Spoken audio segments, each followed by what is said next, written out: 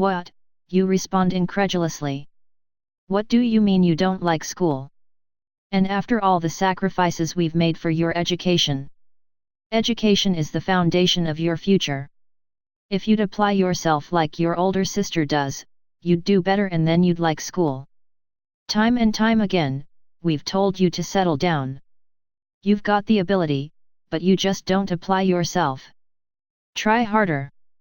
Get a positive attitude about it. Pause. Now go ahead. Tell me how you feel. We have such a tendency to rush in, to fix things up with good advice. But we often fail to take the time to diagnose, to really, deeply understand the problem first. If I were to summarize in one sentence the single most important principle I have learned in the field of interpersonal relations, it would be this: seek first to understand, then to be understood. This principle is the key to effective interpersonal communication. Character in communication. Right now, you're reading a book I've written. Reading and writing are both forms of communication. So are speaking and listening. In fact, those are the 4 basic types of communication. And think of all the hours you spent doing at least one of those 4 things. The ability to do them well is absolutely critical to your effectiveness. Communication is the most important skill in life. We spend most of our waking hours communicating. But consider this: you've spent years learning how to read and write, years learning how to speak. But what about listening? What training or education have you had that enables you to listen so that you really, deeply understand another human being from that individual's own frame of reference? Comparatively few people have had any training in listening at all. And, for the most part, their training has been in the personality ethic of technique, truncated from the character base and the relationship base absolutely vital to authentic understanding of another person. If you want to interact effectively with me, to influence me, your spouse, your child, your neighbor, your boss, your coworker, your friend, you first need to understand me. And you can't do that with technique alone. If I sense you're using some technique, I sense duplicity, manipulation. I wonder why you're doing it, what your motives are. And I don't feel safe enough to open myself up to you. The real key to your influence with me is your example, your actual conduct. Your example flows naturally out of your character, of the kind of person you truly are, not what others say you are or what you may want me to think you are. It is evident in how I actually experience you. Your character is constantly radiating, communicating. From it, in the long run, I come to instinctively trust or distrust you and your efforts with me. If your life runs hot and cold, if you're both caustic and kind, and, above all, if your private performance doesn't square with your public performance, it's very hard for me to open up with you.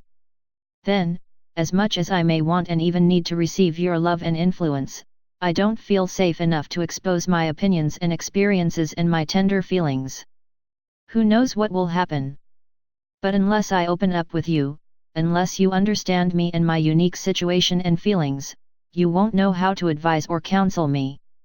What you say is good and fine, but it doesn't quite pertain to me. You may say you care about and appreciate me. I desperately want to believe that. But how can you appreciate me when you don't even understand me? All I have are your words, and I can't trust words. I'm too angry and defensive, perhaps too guilty and afraid to be influenced, even though inside I know I need what you could tell me. Unless you're influenced by my uniqueness, I'm not going to be influenced by your advice. So if you want to be really effective in the habit of interpersonal communication, you cannot do it with technique alone. You have to build the skills of empathic listening on a base of character that inspires openness and trust. And you have to build the emotional bank accounts that create a commerce between hearts. Empathic listening. Seek first to understand involves a very deep shift in paradigm. We typically seek first to be understood. Most people do not listen with the intent to understand, they listen with the intent to reply. They're either speaking or preparing to speak. They're filtering everything through their own paradigms, reading their autobiography into other people's lives. Oh, I know exactly how you feel. I went through the very same thing. Let me tell you about my experience. They're constantly projecting their own home movies onto other people's behavior.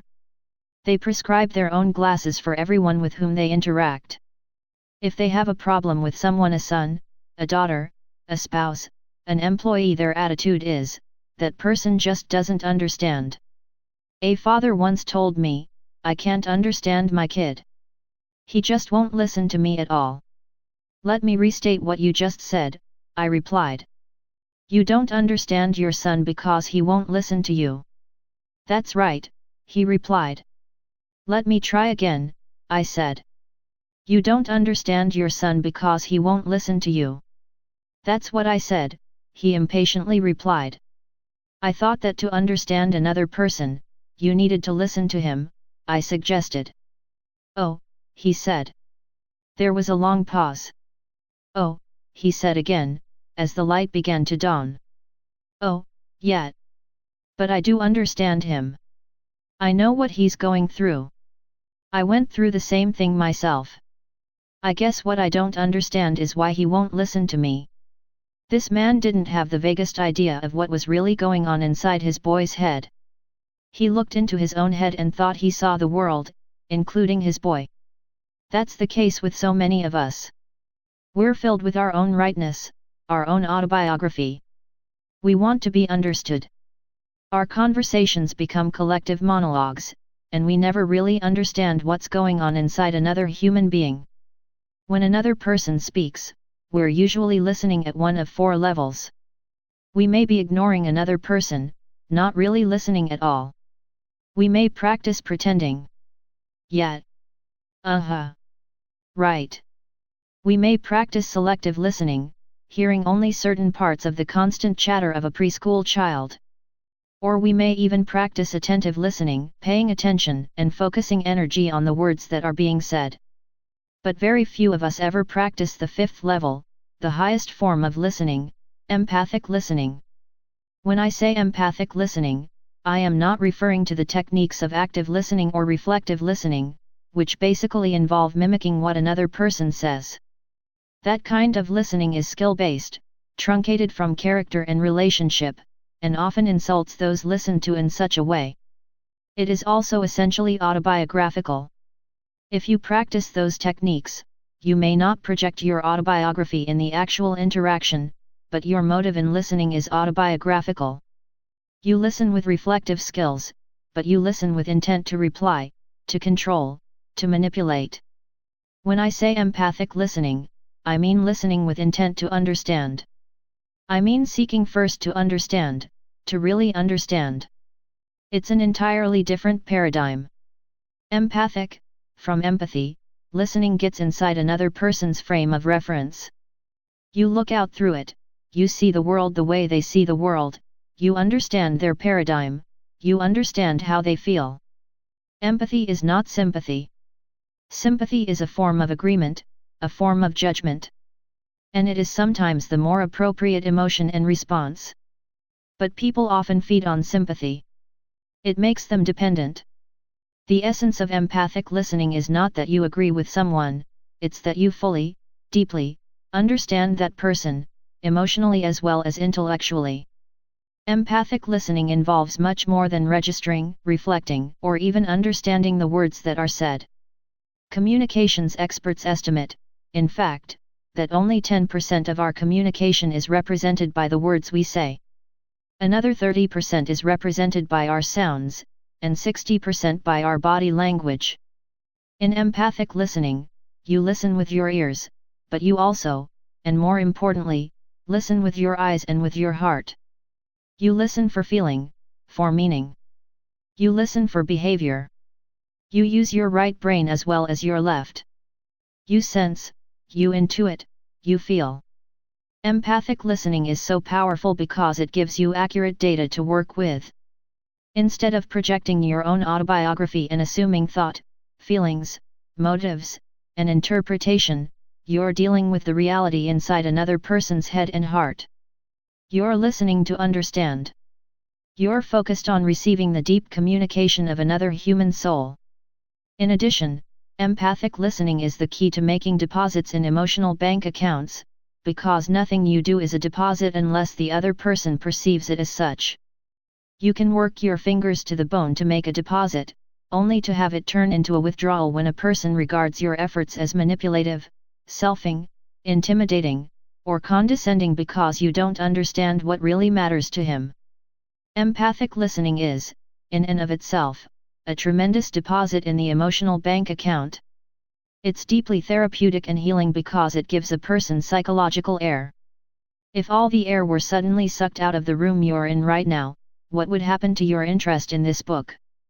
You wouldn't care about the book, you wouldn't care about anything except getting air. Survival would be your only motivation. But now that you have air, it doesn't motivate you. This is one of the greatest insights in the field of human motivations: satisfied needs do not motivate. It's only the unsatisfied need that motivates. Next to physical survival, the greatest need of a human being is psychological survival: to be understood, to be affirmed, to be validated, to be appreciated. When you listen with empathy to another person, you give that person psychological air. And after that vital need is met, you can then focus on influencing or problem solving. This need for psychological air impacts communication in every area of life. I taught this concept at a seminar in Chicago one time, and I instructed the participants to practice empathic listening during the evening. The next morning, a man came up to me almost bursting with news. "Let me tell you what happened last night," he said. "I was trying to close a big commercial real estate deal while I was here in Chicago. I met with the principals, their attorneys, and another real estate agent who had just been brought in with an alternative proposal. It looked as if I were going to lose the deal. I had been working on this deal for over 6 months and, in a very real sense, all my eggs were in this one basket. All of them. I panicked. I did everything I could. I pulled out all the stops. I used every sales technique I could. The final stop was to say, could we delay this decision just a little longer? But the momentum was so strong and they were so disgusted by having this thing go on so long, it was obvious they were going to close. So I said to myself, well, why not try it? Why not practice what I learned today and seek first to understand, then to be understood? I've got nothing to lose. I just said to the man, let me see if I really understand what your position is and what your concerns about my recommendations really are. When you feel I understand them, then we'll see whether my proposal has any relevance or not. I really tried to put myself in his shoes. I tried to verbalize his needs and concerns, and he began to open up. The more I sensed and expressed the things he was worried about, the results he anticipated, the more he opened up. Finally, in the middle of our conversation, he stood up, walked over to the phone, and dialed his wife. Putting his hand over the mouthpiece, he said, "You've got the deal." I was totally dumbfounded, he told me. I still am this morning. He had made a huge deposit in the emotional bank account by giving the man psychological air. When it comes right down to it, other things being relatively equal, the human dynamic is more important than the technical dimensions of the deal. Seeking first to understand, diagnosing before you prescribe, is hard. It's so much easier in the short run to hand someone a pair of glasses that have fit you so well these many years. But in the long run, it severely depletes both P and PC. You can't achieve maximum interdependent production from an inaccurate understanding of where other people are coming from. And you can't have interpersonal PC high emotional bank accounts if the people you relate with don't really feel understood. Empathic listening is also risky. It takes a great deal of security to go into a deep listening experience because you open yourself up to be influenced. You become vulnerable.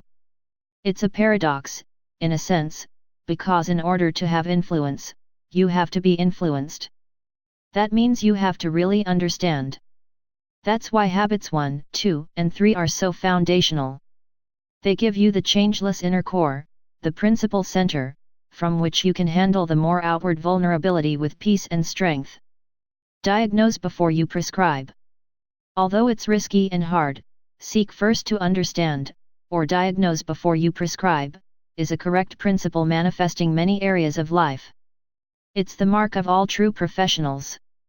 It's critical for the optometrist, it's critical for the physician. You wouldn't have any confidence in a doctor's prescription unless you had confidence in the diagnosis. When our daughter Jenny was only 2 months old, she was sick on Saturday, the day of a football game in our community that dominated the consciousness of almost everyone. It was an important game, some 60,000 people were there. Sandra and I would like to have gone, but we didn't want to leave little Jenny. Her vomiting and diarrhea had us concerned. The doctor was at that game. He wasn't our personal physician, but he was the one on call.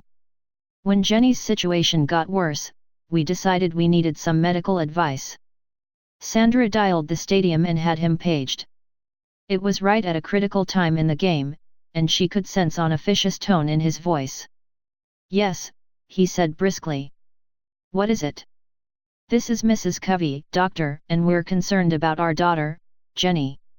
"What's the situation?" he asked. Sandra described the symptoms and he said, "Okay. I'll call in a prescription." "Which is your pharmacy?" When she hung up, Sandra felt that in her rush she hadn't really given him full data, but that what she had told him was adequate. "Do you think he realizes that Jenny is just a newborn?" I asked her. "I'm sure he does," Sandra replied. "But he's not our doctor. He's never even treated her." "Well, I'm pretty sure he knows." "Are you willing to give her the medicine unless you're absolutely sure he knows?" Sandra was silent. "What are we going to do?" she finally said. "Call him back," I said. "You call him back," Sandra replied. So I did. He was paged out of the game once again. "Doctor," I said, "when you called in that prescription, did you realize that Jenny is just 2 months old?" "No," he exclaimed. "I didn't realize that. It's good you called me back. I'll change the prescription immediately." If you don't have confidence in the diagnosis, you won't have confidence in the prescription. This principle is also true in sales. An effective salesperson first seeks to understand the needs, the concerns, the situation of the customer. The amateur salesman sells products, the professional sells solutions to needs and problems. It's a totally different approach. The professional learns how to diagnose, how to understand. He also learns how to relate people's needs to his products and services. And, he has to have the integrity to say, "My product or service will not meet that need if it will not." Diagnosing before you prescribe is also fundamental to law. The professional lawyer first gathers the facts to understand the situation, to understand the laws and precedents, before preparing a case. A good lawyer almost writes the opposing attorney's case before he writes his own. It's also true in product design. Can you imagine someone in a company saying, "This consumer research stuff is for the birds. Let's design products"? In other words, forget understanding the consumer's buying habits and motives, just design products. It would never work. A good engineer will understand the forces, the stresses at work, before designing the bridge. A good teacher will assess the class before teaching. A good student will understand before he applies. A good parent will understand before evaluation or judging. The key to good judgment is understanding. By judging first, a person will never fully understand. Seek first to understand is a correct principle evident in all areas of life. It's a generic, common denominator principle, but it has its greatest power in the area of interpersonal relations. 4 Autobiographical responses. Because we listen autobiographically, we tend to respond in one of 4 ways. We evaluate, we either agree or disagree, we probe, we ask questions from our own frame of reference, we advise, we give counsel based on our own experience, or we interpret, we try to figure people out, to explain their motives, their behavior, based on our own motives and behavior. These responses come naturally to us. We are deeply scripted in them, we live around models of them all the time. But how do they affect our ability to really understand? If I'm trying to communicate with my son, can he feel free to open himself up to me when I evaluate everything he says before he really explains it? Am I giving him psychological air? And how does he feel when I probe? Probing is playing 20 questions. It's autobiographical, it controls, and it invades. It's also logical, and the language of logic is different from the language of sentiment and emotion. You can play 20 questions all day and not find out what's important to someone. Constant probing is one of the main reasons parents do not get close to their children. How's it going, son? Fine. Well, what's been happening lately? Nothing. So what's exciting at school? Not much. And what are your plans for the weekend? I don't know. You can't get him off the phone talking with his friends, but all he gives you is 1- and 2-word answers. Your house is a motel where he eats and sleeps, but he never shares, never opens up. And when you think about it, honestly, why should he, if every time he does open up his soft underbelly, you elephant stomp it with autobiographical advice and I told you so's? We are so deeply scripted in these responses that we don't even realize when we use them. I have taught this concept to thousands of people in seminars across the country, and it never fails to shock them deeply as we role-play empathic listening situations and they finally begin to listen to their own typical responses. But as they begin to see how they normally respond and learn how to listen with empathy, they can see the dramatic results in communication. To many, seek first to understand becomes the most exciting, the most immediately applicable, of all the 7 habits. Let's take a look at what might be a typical communication between a father and his teenage son. Look at the father's words in terms of the 4 different responses we have just described. Boy, Dad, I've had it.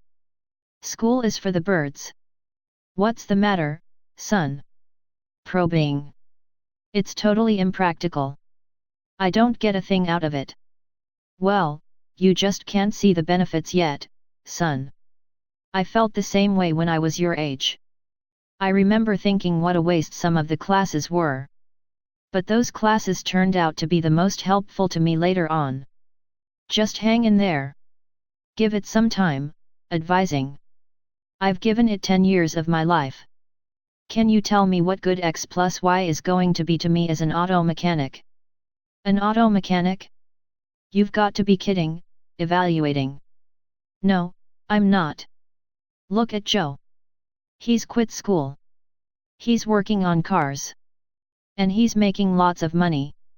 Now that's practical. It may look that way now. But several years down the road, Joe's going to wish he'd stayed in school. You don't want to be an auto mechanic. You need an education to prepare you for something better than that, advising. I don't know. Joe's got a pretty good setup. Look, son, have you really tried? Probing, evaluating. I've been in high school 2 years now. Sure, I've tried. It's just a waste. That's a highly respected school, son. Give them a little credit, advising, evaluating. Well, the other guys feel the same way I do. Do you realize how many sacrifices your mother and I have made to get you to where you are? You can't quit when you've come this far, evaluating. I know you've sacrificed, Dad. But it's just not worth it. Look, maybe if you spent more time doing your homework and less time in front of TV. Advising, evaluating. Look, Dad. It's just no good. Oh, never mind. I don't want to talk about this anyway. Obviously, his father was well-intended. Obviously, he wanted to help. But did he even begin to really understand? Let's look more carefully at the son, not just his words, but his thoughts and feelings, expressed parenthetically below, and the possible effect of some of his dad's autobiographical responses. Boy, Dad, I've had it. School is for the birds. I want to talk with you, to get your attention. What's the matter, son? You're interested. Good. It's totally impractical. I don't get a thing out of it. I've got a problem with school, and I feel just terrible. Well, you just can't see the benefits yet, son. I felt the same way when I was your age. Oh, no. Here comes chapter 3 of Dad's autobiography.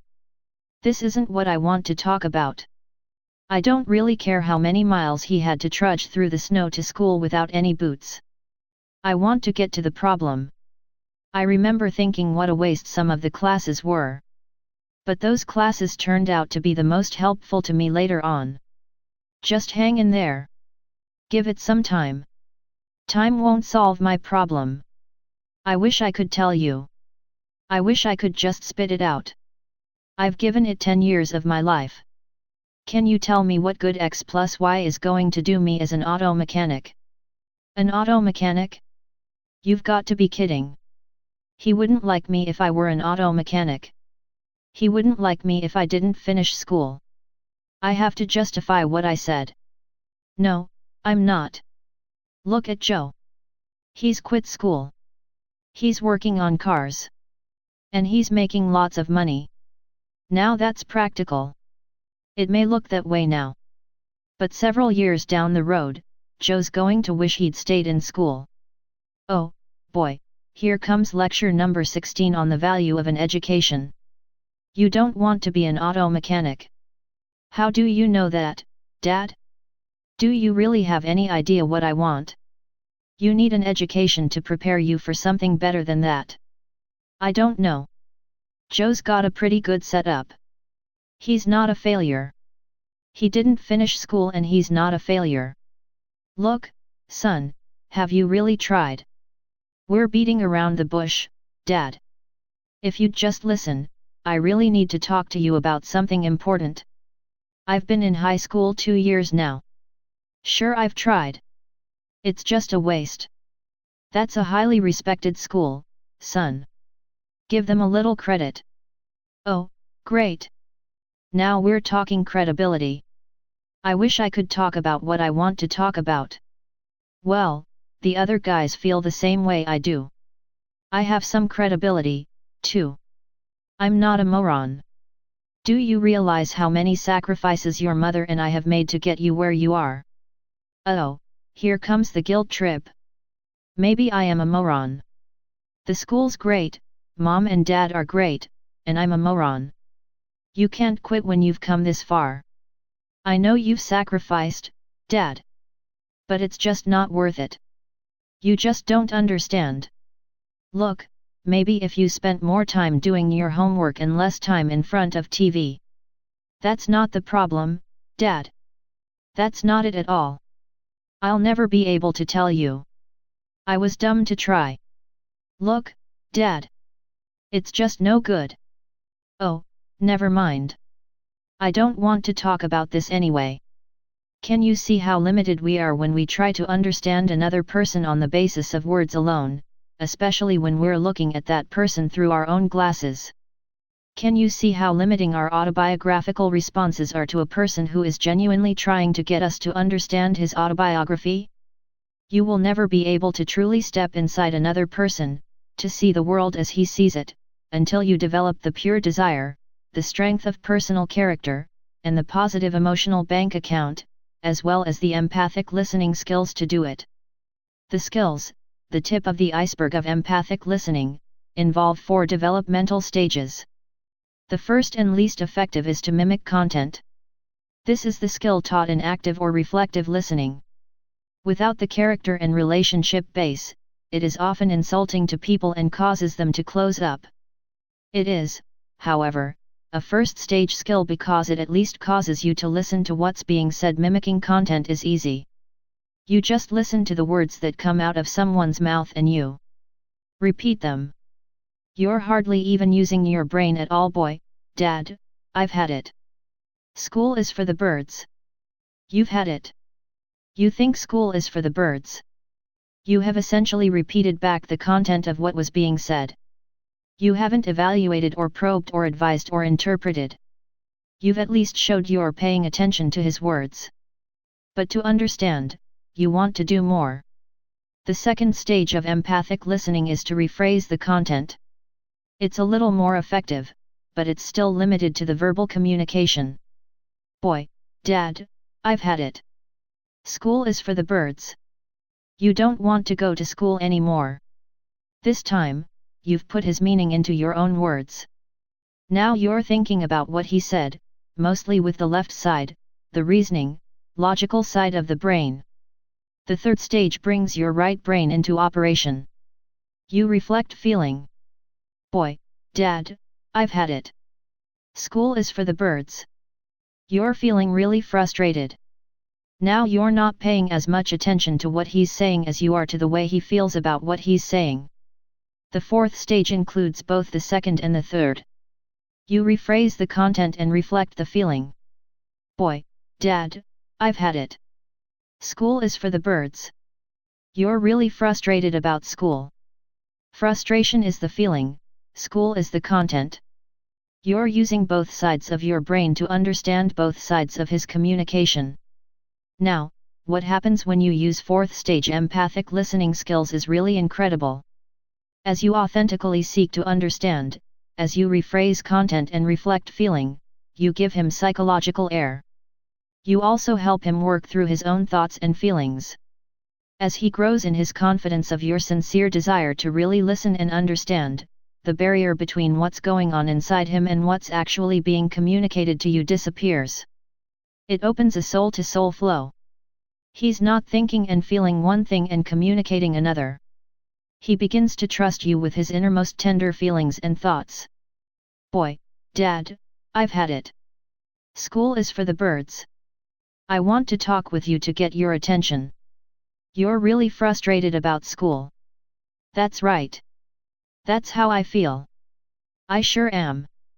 It's totally impractical. I'm not getting a thing out of it. You feel like school's not doing you any good. Let me think, is that what I mean? Well, yeah. I'm just not learning anything that's going to help me. I mean, look at Joe. He's dropped out of school and he's working on cars. He's making money. Now that's practical. You feel that Joe really has the right idea.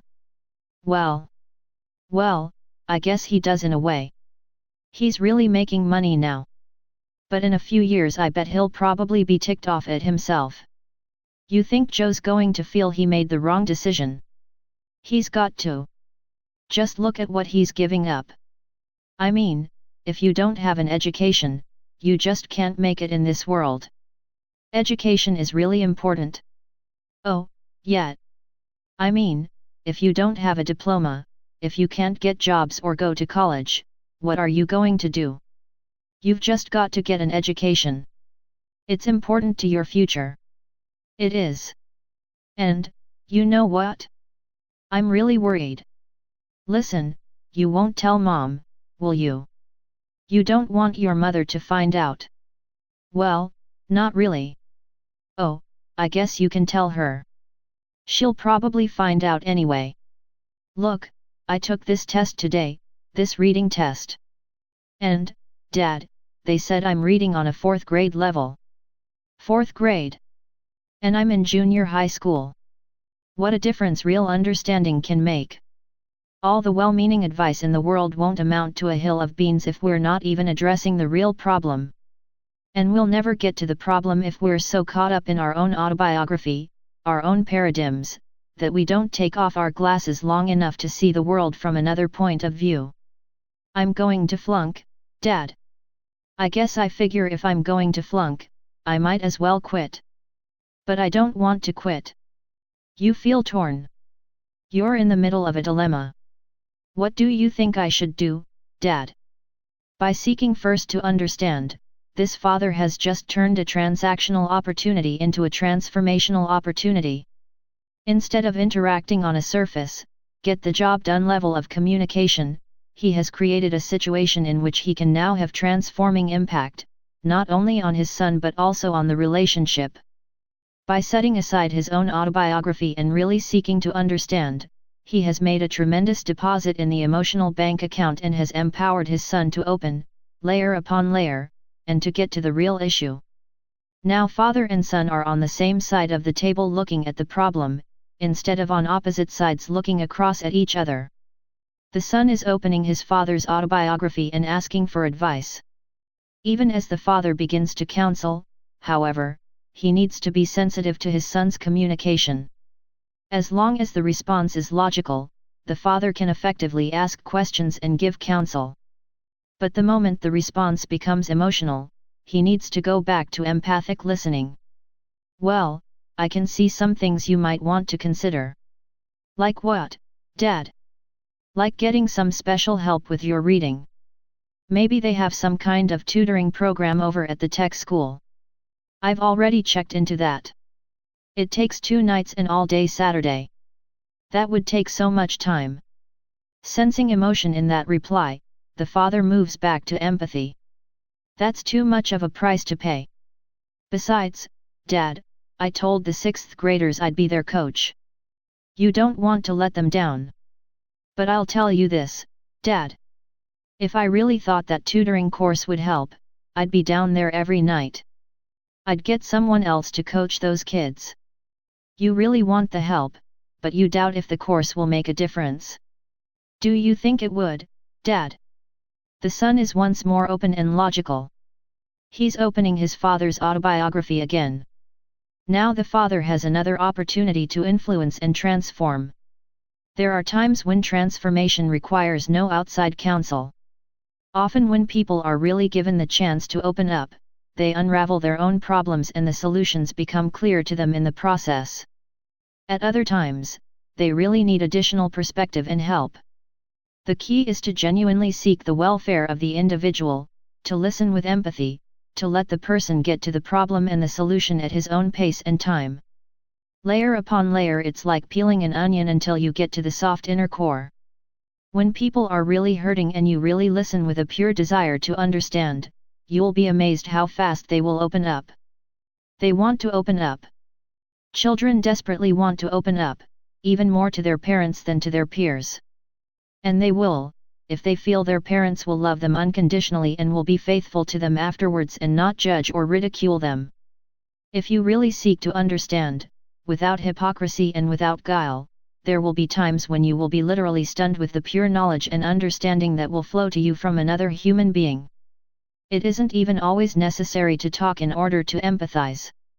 In fact, sometimes words may just get in your way. That's one very important reason why technique alone will not work. That kind of understanding transcends technique.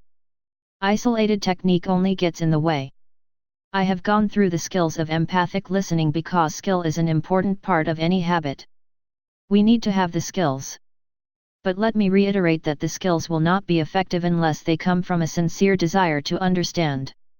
People resent any attempt to manipulate them. In fact, if you're dealing with people you're close to, it's helpful to tell them what you're doing.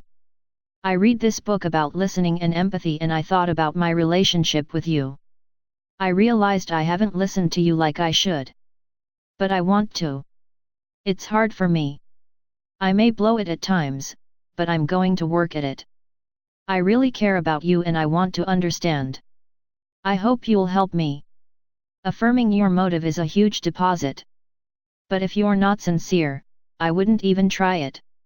It may create an openness and a vulnerability that will later turn to your harm when a person discovers that you really didn't care, you really didn't want to listen, and he's left open, exposed, and hurt. The technique, the tip of the iceberg, has to come out of the massive base of character underneath. Now there are people who protest that empathic listening takes too much time. It may take a little more time initially, but it saves so much time downstream. The most efficient thing you can do if you're a doctor and want to prescribe a wise treatment is to make an accurate diagnosis. You can't say, "I'm in too much of a hurry. I don't have time to make a diagnosis. Just take this treatment." I remember writing one time in a room on the north shore of Oahu, Hawaii. There was a soft breeze blowing, and so I had opened 2 windows, one at the front and one at the side to keep the room cool. I had a number of papers laid out, chapter by chapter, on a large table. Suddenly, the breeze started picking up and blowing my papers about. I remember the frantic sense of loss I felt because things were no longer in order, including unnumbered pages, and I began rushing around the room trying desperately to put them back. Finally, I realized it would be better to take 10 seconds and close one of the windows. Empathic listening takes time, but it doesn't take anywhere near as much time as it takes to back up and correct misunderstandings when you're already miles down the road, to redo, to live with unexpressed and unsolved problems, to deal with the results of not giving people psychological air. A discerning empathic listener can read what's happening down deep fast, and can show such acceptance, such understanding, that other people feel safe to open up layer after layer until they get to that soft inner core where the problem really lies. People want to be understood. And whatever investment of time it takes to do that will bring much greater returns of time as you work from an accurate understanding of the problems and issues and from the high emotional bank account that results when a person feels deeply understood. Understanding and perception. As you learn to listen deeply to other people, you will discover tremendous differences in perception. You will also begin to appreciate the impact that these differences can have as people try to work together in interdependent situations. You see the young woman, I see the old lady. And both of us can be right.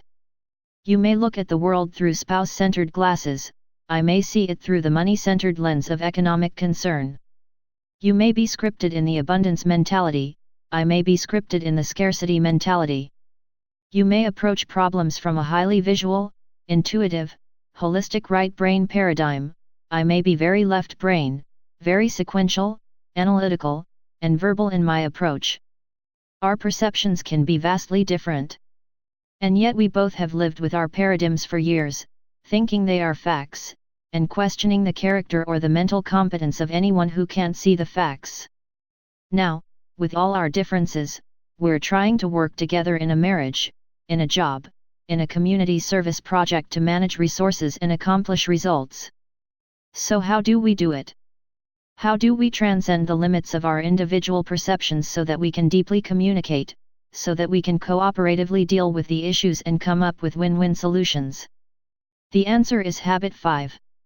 It's the first step in the process of win-win. Even if, and especially when, the other person is not coming from that paradigm, seek first to understand. This principle worked powerfully for one executive who shared with me the following experience. I was working with a small company that was in the process of negotiating a contract with a large national banking institution. This institution flew in their lawyers from San Francisco, their negotiator from Ohio, and presidents of two of their large banks to create an 8-person negotiating team. The company I worked with had decided to go for win-win or no deal. They wanted to significantly increase the level of service and the cost, but they had been almost overwhelmed with the demands of this large financial institution. The president of our company sat across the negotiating table and told them, "We would like for you to write the contract the way you want it so that we can make sure we understand your needs and your concerns. We will respond to those needs and concerns. Then we can talk about pricing." The members of the negotiating team were overwhelmed. They were astounded that they were going to have the opportunity to write the contract. They took 3 days to come up with the idea. When they presented it, the president said, "Now let's make sure we understand what you want." And he went down the contract, rephrasing the content, reflecting the feeling, until he was sure and they were sure he understood what was important to them. "Yes. That's right. No, that's not exactly what we meant here. Yes, you've got it now." When he thoroughly understood their perspective, he proceeded to explain some concerns from his perspective. And they listened. They were ready to listen. They weren't fighting for air.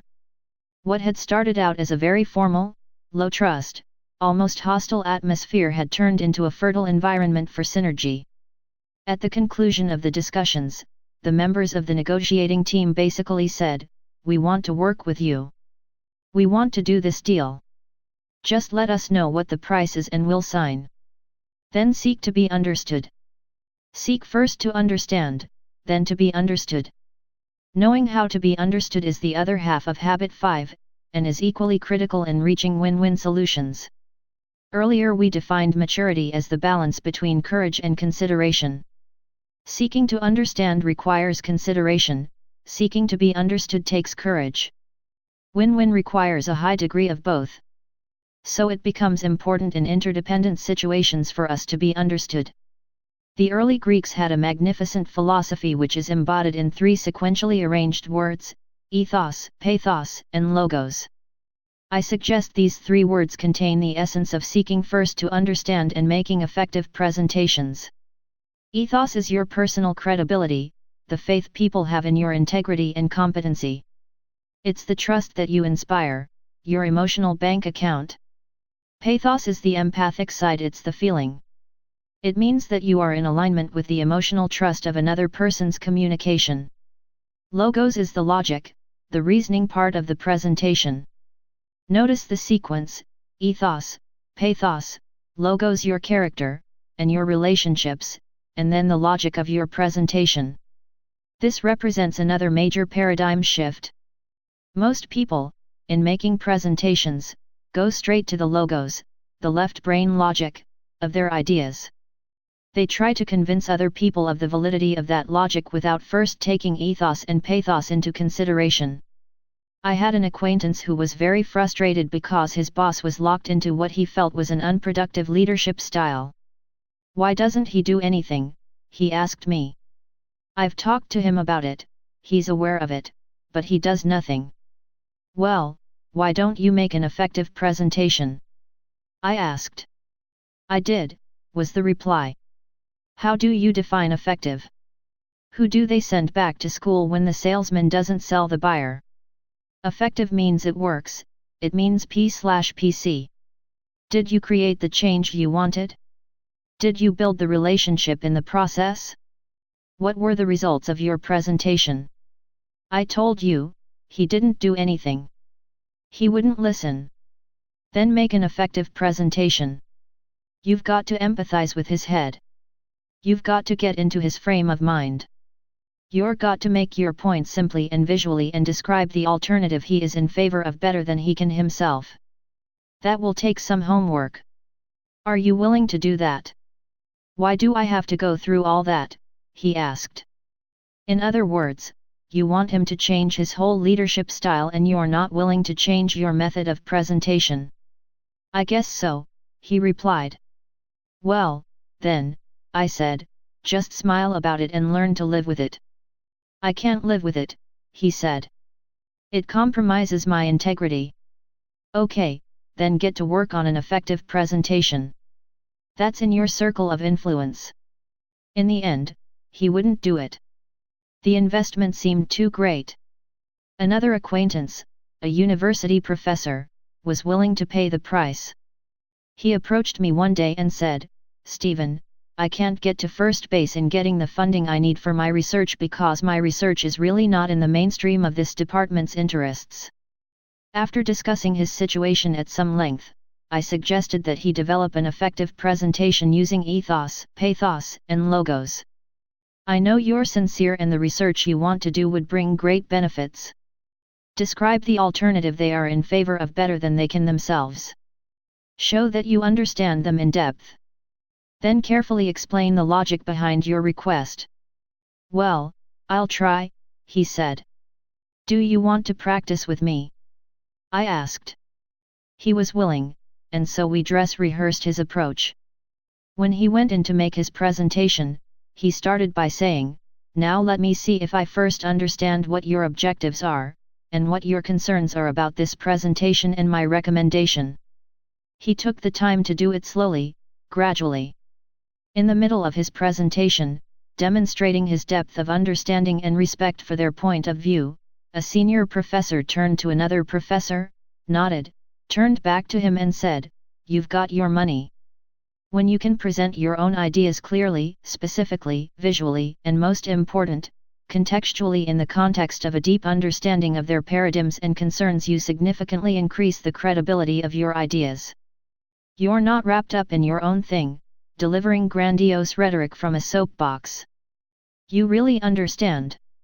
What you're presenting may even be different from what you had originally thought because in your effort to understand, you learned. Habit 5 lifts you to greater accuracy, greater integrity, in your presentations. And people know that. They know you're presenting the ideas which you genuinely believe, taking all known facts and perceptions into consideration, that will benefit everyone. One-on-one. Habit 5 is powerful because it is right in the middle of your circle of influence. Many factors in interdependent situations are in your circle of concern: problems, disagreements, circumstances, other people's behavior. And if you focus your energies out there, you deplete them with little positive results. But you can always seek first to understand. That's something that's within your control. And as you do that, as you focus on your circle of influence, you really, deeply understand other people. You have accurate information to work with, you get to the heart of matters quickly, you build emotional bank accounts, and you give people the psychological air they need so you can work together effectively. It's the inside-out approach. And as you do it, watch what happens to your circle of influence. Because you really listen, you become influenceable. And being influenceable is the key to influencing others. Your circle begins to expand. You increase your ability to influence many of the things in your circle of concern. And watch what happens to you. The more deeply you understand other people, the more you will appreciate them, the more reverent you will feel about them. To touch the soul of another human being is to walk on holy ground. Habit 5 is something you can practice right now. The next time you communicate with anyone, you can put aside your own autobiography and genuinely seek to understand. Even when people don't want to open up about their problems, you can be empathic. You can sense their hearts, you can sense the hurt, and you can respond, "You seem down today." They may say nothing. That's all right. You've shown understanding and respect. Don't push, be patient, be respectful. People don't have to open up verbally before you can empathize. You can empathize all the time with their behavior. You can be discerning, sensitive, and aware, and you can live outside your autobiography when that is needed. And if you're highly proactive, you can create opportunities to do preventive work. You don't have to wait until your son or daughter has a problem with school or you have your next business negotiation to seek first to understand. Spend time with your children now, one-on-one. Listen to them, understand them. Look at your home, at school life, at the challenges and the problems they're facing, through their eyes. Build the emotional bank account. Give them air. Go out with your spouse on a regular basis. Have dinner or do something together you both enjoy. Listen to each other, seek to understand. See life through each other's eyes. My daily time with Sandra is something I wouldn't trade for anything. As well as seeking to understand each other, we often take time to actually practice empathic listening skills to help us in communicating with our children. We often share our different perceptions of the situation, and we role-play more effective approaches to difficult interpersonal family problems. I may act as if I am a son or daughter requesting a special privilege even though I haven't fulfilled a basic family responsibility, and Sandra plays herself. We interact back and forth and try to visualize the situation in a very real way so that we can train ourselves to be consistent in modeling and teaching correct principles to our children. Some of our most helpful role plays come from redoing a past difficult or stressful scene in which one of us blew it. The time you invest to deeply understand the people you love brings tremendous dividends in open communication. Many of the problems that plague families and marriages simply don't have time to fester and develop. The communication becomes so open that potential problems can be nipped in the bud. And there are great reserves of trust in the emotional bank account to handle the problems that do arise. In business, you can set up one-on-one time with your employees. Listen to them, understand them. Set up human resource accounting or stakeholder information systems in your business to get honest, accurate feedback at every level, from customers, suppliers, and employees. Make the human element as important as the financial or the technical element. You save tremendous amounts of time, energy, and money when you tap into the human resources of a business at every level. When you listen, you learn. And you also give the people who work for you and with you psychological air. You inspire loyalty that goes well beyond the 8 to 5 physical demands of the job. Seek first to understand. Before the problems come up, before you try to evaluate and prescribe, before you try to present your own ideas, seek to understand. It's a powerful habit of effective interdependence. When we really, deeply understand each other, we open the door to creative solutions and third alternatives. Our differences are no longer stumbling blocks to communication and progress. Instead, they become the stepping stones to synergy. Application suggestions. 1. Select a relationship in which you sense the emotional bank account is in the red. Try to understand and write down the situation from the other person's point of view. In your next interaction, listen for understanding, comparing what you are hearing with what you wrote down. How valid were your assumptions? Did you really understand that individual's perspective? 2. Share the concept of empathy with someone close to you. Tell him or her you want to work on really listening to others and ask for feedback in a week. How did you do? How did it make that person feel? 3. The next time you have an opportunity to watch people communicate, cover your ears for a few minutes and just watch. What emotions are being communicated that may not come across in words alone? 4. Next time you catch yourself inappropriately using one of the autobiographical responses, probing, evaluating, advising, or interpreting, try to turn the situation into a deposit by acknowledgement and apology. I'm sorry, I just realized I'm not really trying to understand.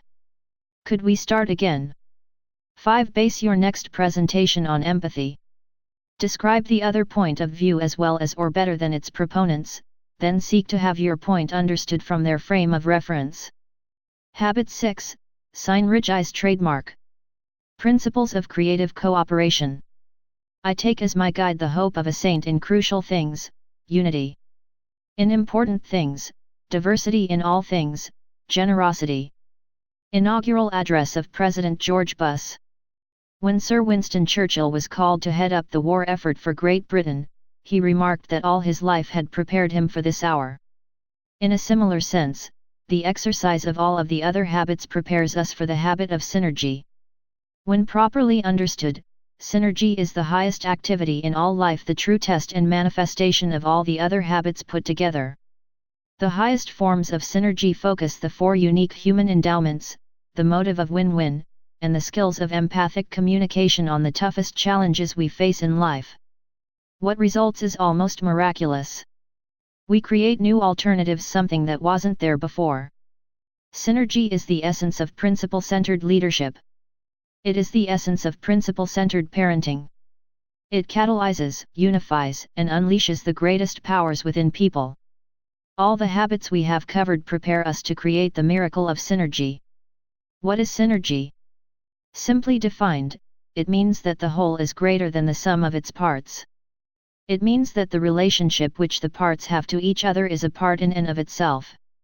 It is not only a part, but the most catalytic, the most empowering, the most unifying, and the most exciting part. The creative process is also the most terrifying part because you don't know exactly what's going to happen or where it is going to lead. You don't know what new dangers and challenges you'll find. It takes an enormous amount of internal security to begin with, the spirit of adventure, the spirit of discovery, the spirit of creativity. Without doubt, you have to leave the comfort zone of base camp and confront an entirely new and unknown wilderness. You become a trailblazer, a pathfinder. You open new possibilities, new territories, new continents, so that others can follow. Synergy is everywhere in nature. If you plant 2 plants close together, the roots commingle and improve the quality of the soil so that both plants will grow better than if they were separated. If you put 2 pieces of wood together, they will hold much more than the total of the weight held by each separately. The whole is greater than the sum of its parts. 1 + 1 = 3 or more. The challenge is to apply the principles of creative cooperation, which we learn from nature, in our social interactions. Family life provides many opportunities to observe synergy and to practice it. The very way that man and a woman bring a child into the world is synergistic. The essence of synergy is to value differences, to respect them, to build on strengths, to compensate for weaknesses. We obviously value the physical differences between men and women, husbands and wives. But what about the social, mental, and emotional differences? Could these differences not also be sources of creating new exciting forms of life, creating an environment that is truly fulfilling for each person, that nurtures the self-esteem and self-worth to each, that creates opportunities for each to mature into independence and then gradually into interdependence? Could synergy not create a new script for the next generation, one that is more geared to service and contribution, and is less protective, less adversarial, less selfish, one that is more open, more giving, and is less defensive, protective, and political, one that is more loving, more caring, and is less possessive and judgmental? Synergistic communication. When you communicate synergistically, you are simply opening your mind and heart and expressions to new possibilities, new alternatives, new options. It may seem as if you are casting aside habit 2, to begin with the end in mind, but, in fact, you're doing the opposite, you're fulfilling it. You're not sure when you engage in synergistic communication how things will work out or what the end will look like, but you do have an inward sense of excitement and security and adventure, believing that it will be significantly better than it was before. And that is the end that you have in mind. You begin with the belief that parties involved will gain more insight, and that the excitement of that mutual learning and insight will create a momentum toward more and more insights, learning, and growth. Many people have not really experienced even a moderate degree of synergy in their family life or in other interactions. They've been trained and scripted into defensive and protective communications or into believing that life or other people can't be trusted. As a result, they are never really open to habit 6 and to these principles. This represents one of the great tragedies and wastes in life, because so much potential remains untapped, completely undeveloped and unused. Ineffective people live day after day with unused potential. They experience synergy only in small, peripheral ways in their lives. They may have memories of some unusual creative experiences, perhaps in athletics, where they were involved in a real team spirit for a period of time. Or perhaps they were in an emergency situation where people cooperated to an unusually high degree and submerged ego and pride in an effort to save someone's life or to produce a solution to a crisis. To many, such events may seem unusual, almost out of character with life, even miraculous. But this is not so. These things can be produced regularly, consistently, almost daily in people's lives. But it requires enormous personal security and openness and a spirit of adventure. Almost all creative endeavors are somewhat unpredictable. They often seem ambiguous, hit or miss, trial and error. And unless people have a high tolerance for ambiguity and get their security from integrity to principles and inner values, they find it unnerving and unpleasant to be involved in highly creative enterprises. Their need for structure, certainty, and predictability is too high. Synergy in the classroom. As a teacher, I have come to believe that many truly great classes teeter on the very edge of chaos. Synergy tests whether teachers and students are really open to the principle of the whole being greater than the sum of its parts. There are times when neither the teacher nor the student know for sure what's going to happen. In the beginning, there's a safe environment that enables people to be really open and to learn and to listen to each other's ideas. Then comes brainstorming, where the spirit of evaluation is subordinated to the spirit of creativity, imagining, and intellectual networking. Then an absolutely unusual phenomenon begins to take place. The entire class is transformed with the excitement of a new thrust, a new idea, a new direction that's hard to define, yet it's almost palpable to the people involved. Synergy is almost as if a group collectively agrees to subordinate old scripts and to write a new one. I'll never forget a university class I taught in leadership philosophy and style. We were about 3 weeks into a semester when, in the middle of a presentation, one person started to relate some very powerful personal experiences which were both emotional and insightful. A spirit of humility and reverence fell upon the class, reverence toward this individual and appreciation for his courage. This spirit became fertile soil for a synergistic and creative endeavor.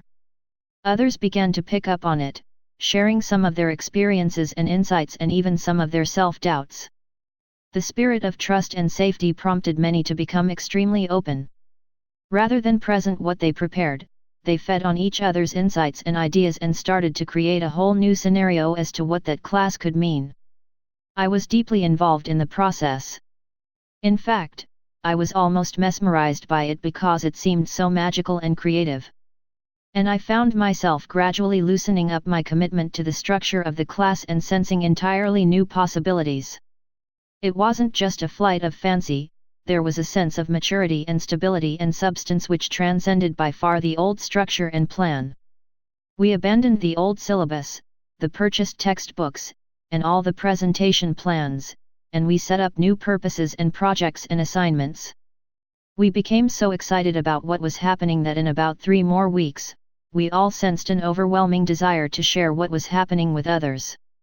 We decided to write a book containing our learnings and insights on the subject of our study principles of leadership. Assignments were changed, new projects undertaken, new teams formed. People worked much harder than they ever would have in the original class structure, and for an entirely different set of reasons. Out of this experience emerged an extremely unique, cohesive, and synergistic culture that did not end with the semester. For years, alumni meetings were held among members of that class.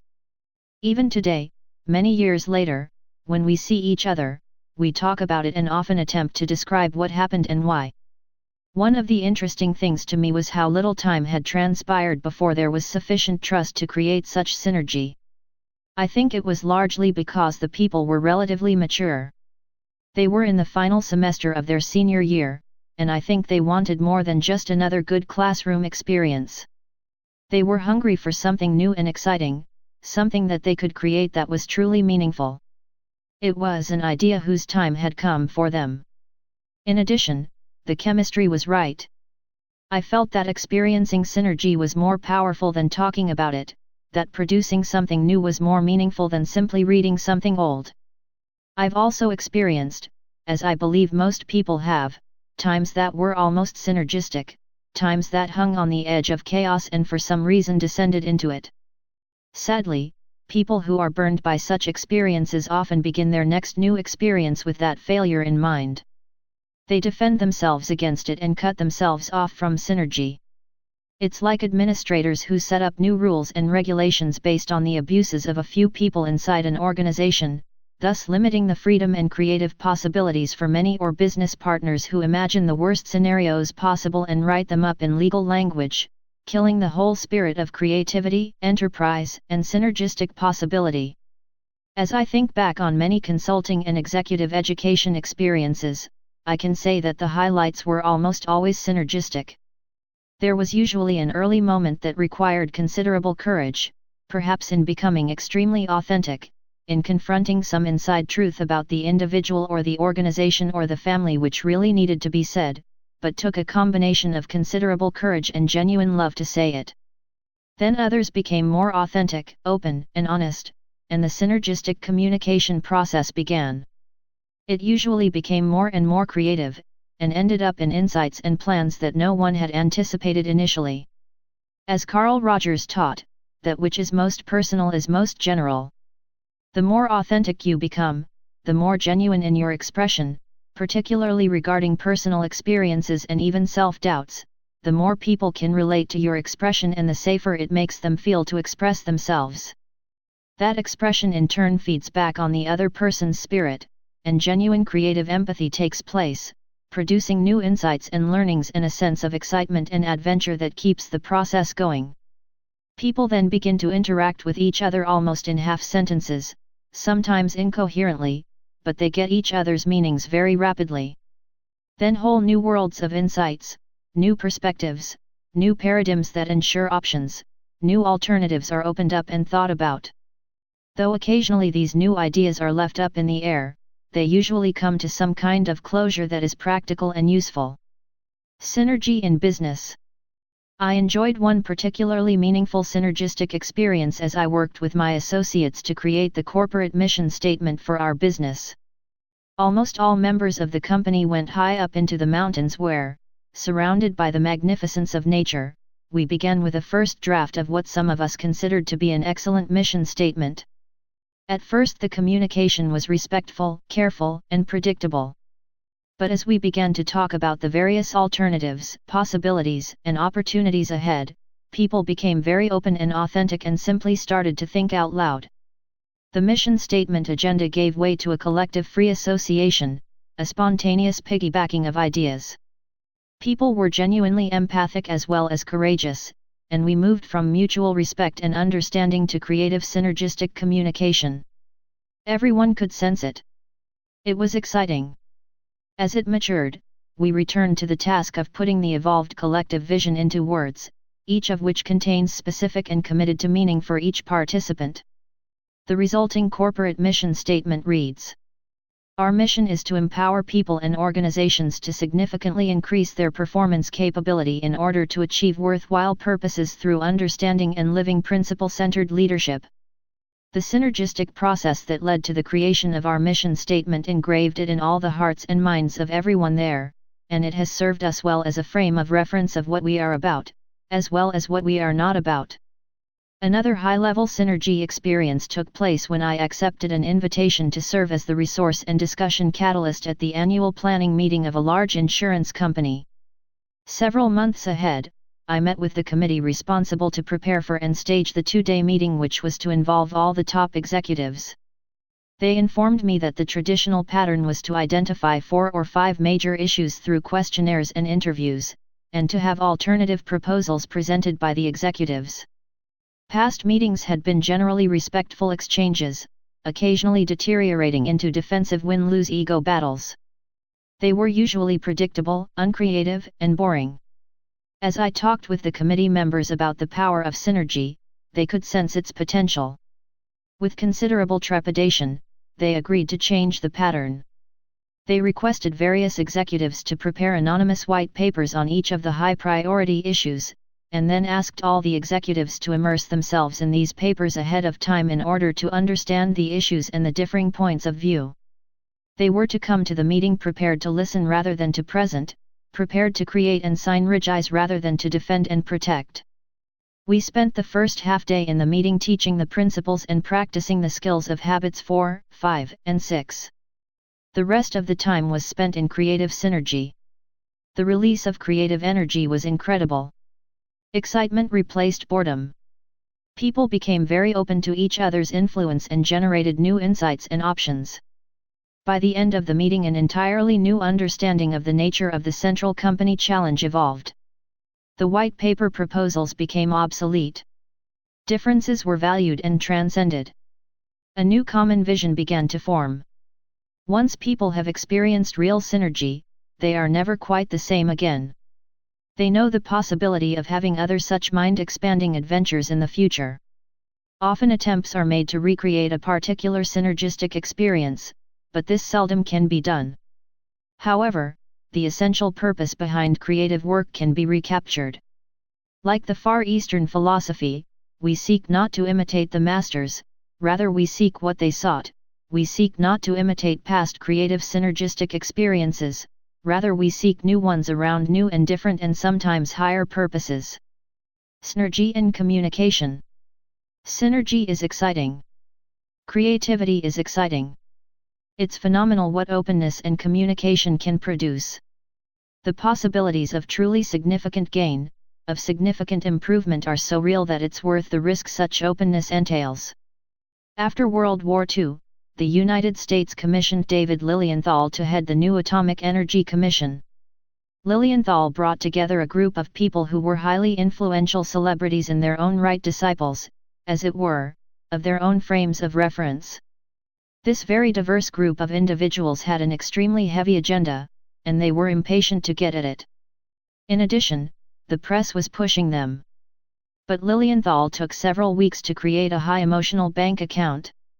He had these people get to know each other, their interests, their hopes, their goals, their concerns, their backgrounds, their frames of reference, their paradigms.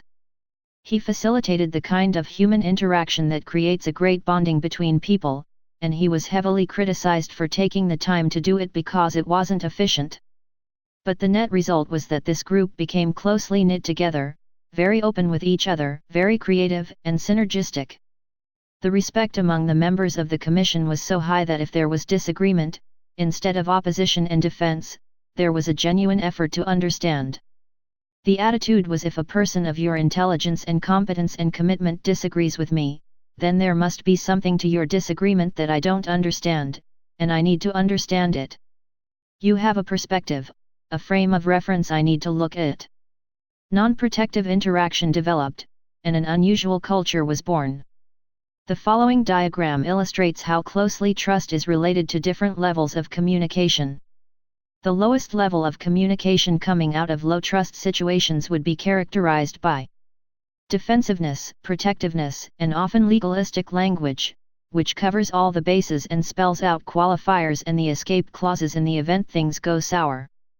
Such communication produces only win-lose or lose-lose.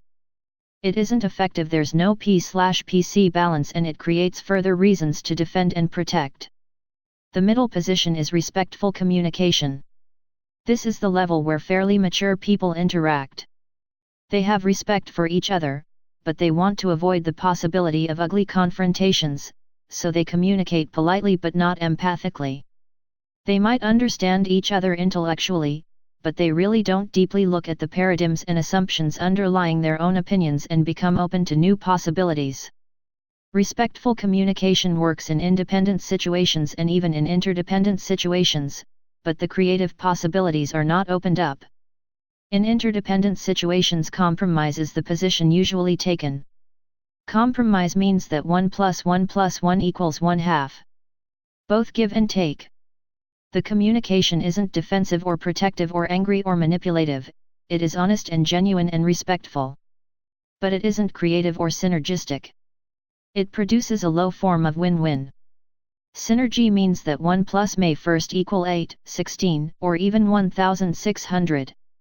The synergistic position of high trust produces solutions better than any originally proposed, and all parties know it. Furthermore, they genuinely enjoy the creative enterprise. A mini-culture is formed to satisfy in and of itself. Even if it is short-lived, the P/PC balance is there. There are some circumstances in which synergy may not be achievable and no deal isn't viable. But even in these circumstances, the spirit of sincere trying will usually result in a more effective compromise. Fishing for the third alternative. To get a better idea of how our level of communication affects our interdependent effectiveness, envision the following scenario.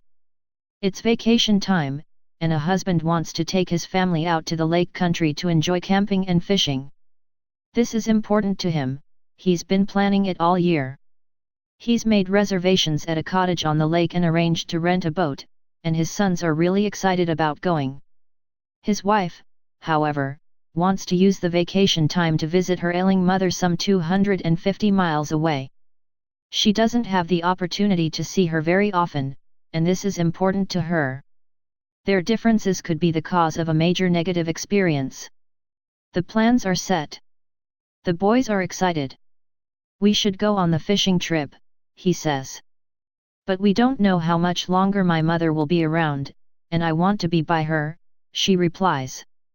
This is our only opportunity to have enough time to do that. All year long we've looked forward to this 1-week vacation. The boys would be miserable sitting around grandmother's house for a week. They'd drive everybody crazy. Besides, your mother's not that sick. And she has your sister less than a mile away to take care of her. She's my mother, too. I want to be with her. You could phone her every night. And we're planning to spend time with her at the Christmas family reunion. Remember. That's not for 5 more months. We don't even know if she'll still be here by then. Besides, she needs me, and she wants me. She's being well taken care of. Besides, the boys and I need you, too. My mother is more important than fishing. Your husband and sons are more important than your mother. As they disagree, back and forth, they finally may come up with some kind of compromise. They may decide to split up. He takes the boys fishing at the lake while she visits her mother. And they both feel guilty and unhappy. The boys sense it, and it affects their enjoyment of the vacation. The husband may give in to his wife, but he does it grudgingly. And consciously or unconsciously, he produces evidence to fulfill his prophecy of how miserable the week will be for everyone. The wife may give in to her husband, but she's withdrawn and overreactive to any new developments in her mother's health situation. If her mother were to become seriously ill and die, the husband could never forgive himself, and she couldn't forgive him either. Whatever compromise they finally agree on, it could be rehearsed over the years as evidence of insensitivity, neglect, or a bad priority decision on either part. It could be a source of contention for years and could even polarize the family. Many marriages that once were beautiful and soft and spontaneous and loving have deteriorated to the level of a hostility through a series of incidents just like this. The husband and wife see the situation differently. And that difference can polarize them, separate them, create wedges in the relationship. Or it can bring them closer together on a higher level. If they have cultivated the habits of effective interdependence, they approach their differences from an entirely different paradigm. Their communication is on a higher level. Because they have a high emotional bank account, they have trust and open communication in their marriage. Because they think win-win, they believe in a third alternative, a solution that is mutually beneficial and is better than what either of them originally proposed. Because they listen empathically and seek first to understand, they create within themselves and between them a comprehensive picture of the values and the concerns that need to be taken into account in making a decision. And the combination of those ingredients, the high emotional bank account, thinking win-win, and seeking first to understand, creates the ideal environment for synergy. Buddhism calls this the middle way. Middle in this sense does not mean compromise, it means higher, like the apex of the triangle. In searching for the middle or higher way, this husband and wife realize that their love, their relationship, is part of their synergy. As they communicate, the husband really, deeply feels his wife's desire, her need to be with her mother. He understands how she wants to relieve her sister, who has had the primary responsibility for their mother's care. He understands that they really don't know how long she will be with them, and that she certainly is more important than fishing. And the wife deeply understands her husband's desire to have the family together and to provide a great experience for the boys. She realizes the investment that has been made in lessons and equipment to prepare for this fishing vacation, and she feels the importance of creating good memories with them. So they pool those desires. And they're not on opposite sides of the problem. They're together on one side, looking at the problem, understanding the needs, and working to create a third alternative that will meet them. Maybe we could arrange another time within the month for you to visit with your mother, he suggests. I could take over the home responsibilities for the weekend and arrange for some help at the first of the week so that you could go. I know it's important to you to have that time. Or maybe we could locate a place to camp and fish that would be close to your mother.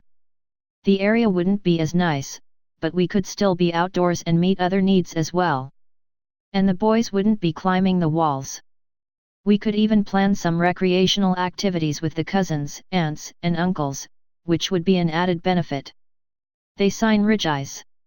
They communicate back and forth until they come up with a solution they both feel good about. It's better than the solutions either of them originally proposed. It's better than compromise. It's a synergistic solution that builds P and PC. Instead of a transaction, it's a transformation. They get what they both really want and build their relationship in the process. Negative synergy. Seeking the third alternative is a major paradigm shift from the dichotomous, either/or mentality. But look at the difference in results. How much negative energy is typically expended when people try to solve problems or make decisions in an interdependent reality? How much time is spent in confessing other people's sins, politicking, rivalry, interpersonal conflict, protecting one's backside, masterminding, and second-guessing? It's like trying to drive down the road with one foot on the gas and the other foot on the brake. And instead of getting a foot off the brake, most people give it more gas. They try to apply more pressure, more eloquence, more logical information to strengthen their position. The problem is that highly dependent people are trying to succeed in an interdependent reality. They're either dependent on borrowing strength from position power and they go for win-lose, or they're dependent on being popular with others and they go for lose-win. They may talk win-win technique, but they don't really want to listen, they want to manipulate. And synergy can't thrive in that environment. Insecure people think that all reality should be amenable to their paradigms. They have a high need to clone others, to mold them over into their own thinking. They don't realize that the very strength of the relationship is in having another point of view. Sameness is not oneness, uniformity is not unity. Unity, or oneness, is complementariness, not sameness.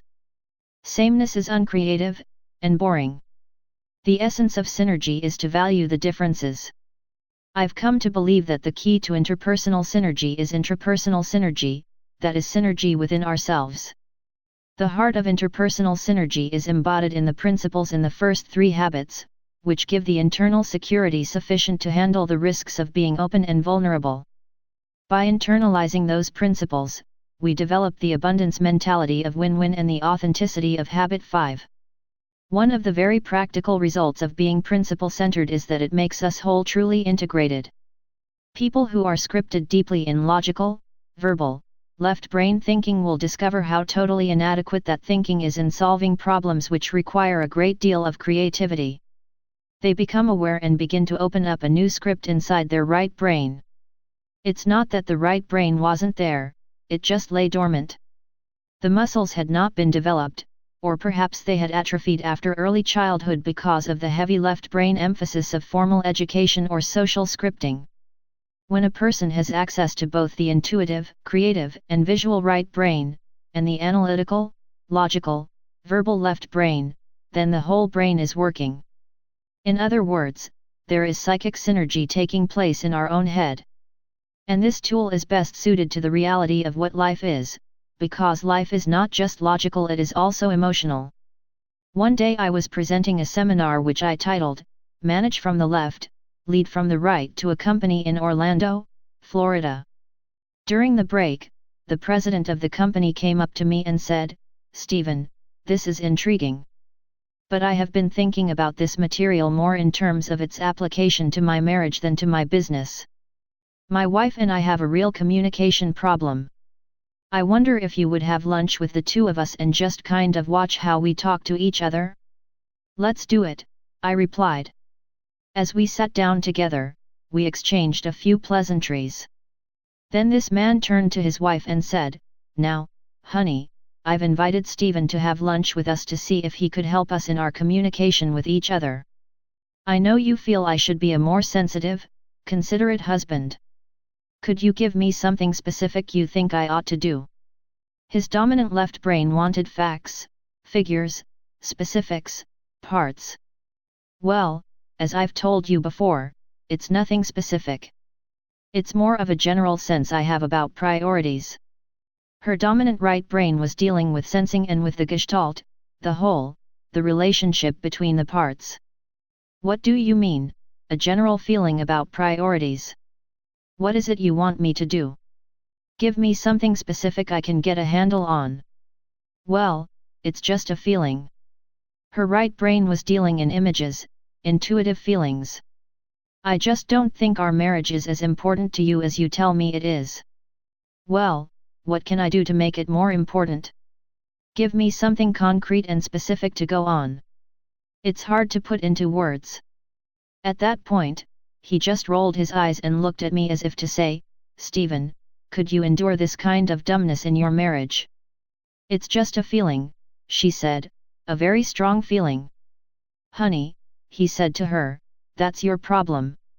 And that's the problem with your mother. In fact, it's the problem with every woman I know." Then he began to interrogate her as though it were some kind of legal deposition. "Do you live where you want to live?" "That's not it," she sighed. "That's not it at all." "I know," he replied with a forced patience. "But since you won't tell me exactly what it is, I figure the best way to find out what it is to find out what it is not. Do you live where you want to live?" "I guess." "Honey, Stephen's here for just a few minutes to try to help us. Just give me a quick yes or no answer." Do you live where you want to live? Yes. Okay. That's settled. Do you have the things you want to have? Yes. All right. Do you do the things you want to do? This went on for a little while, and I could see I wasn't helping at all. So I intervened and said, "Is this kind of how it goes in your relationship?" "Every day, Stephen," he replied. "It's the story of our marriage," she sighed. I looked at the two of them and the thought crossed my mind that they were two half-brained people living together. "Do you have any children?" I asked. "Yes, two." "Really?" I asked incredulously. "How did you do it?" "What do you mean how did we do it?" "You were synergistic," I said. 1 plus 1 usually equals 2.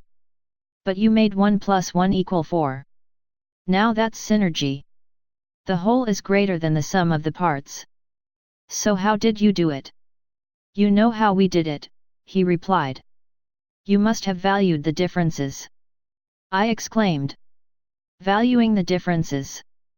Valuing the differences is the essence of synergy, the mental, the emotional, the psychological differences between people. And the key to valuing those differences is to realize that all people see the world, not as it is, but as they are. If I think I see the world as it is, why would I want to value the differences? Why would I even want to bother with someone who's off track?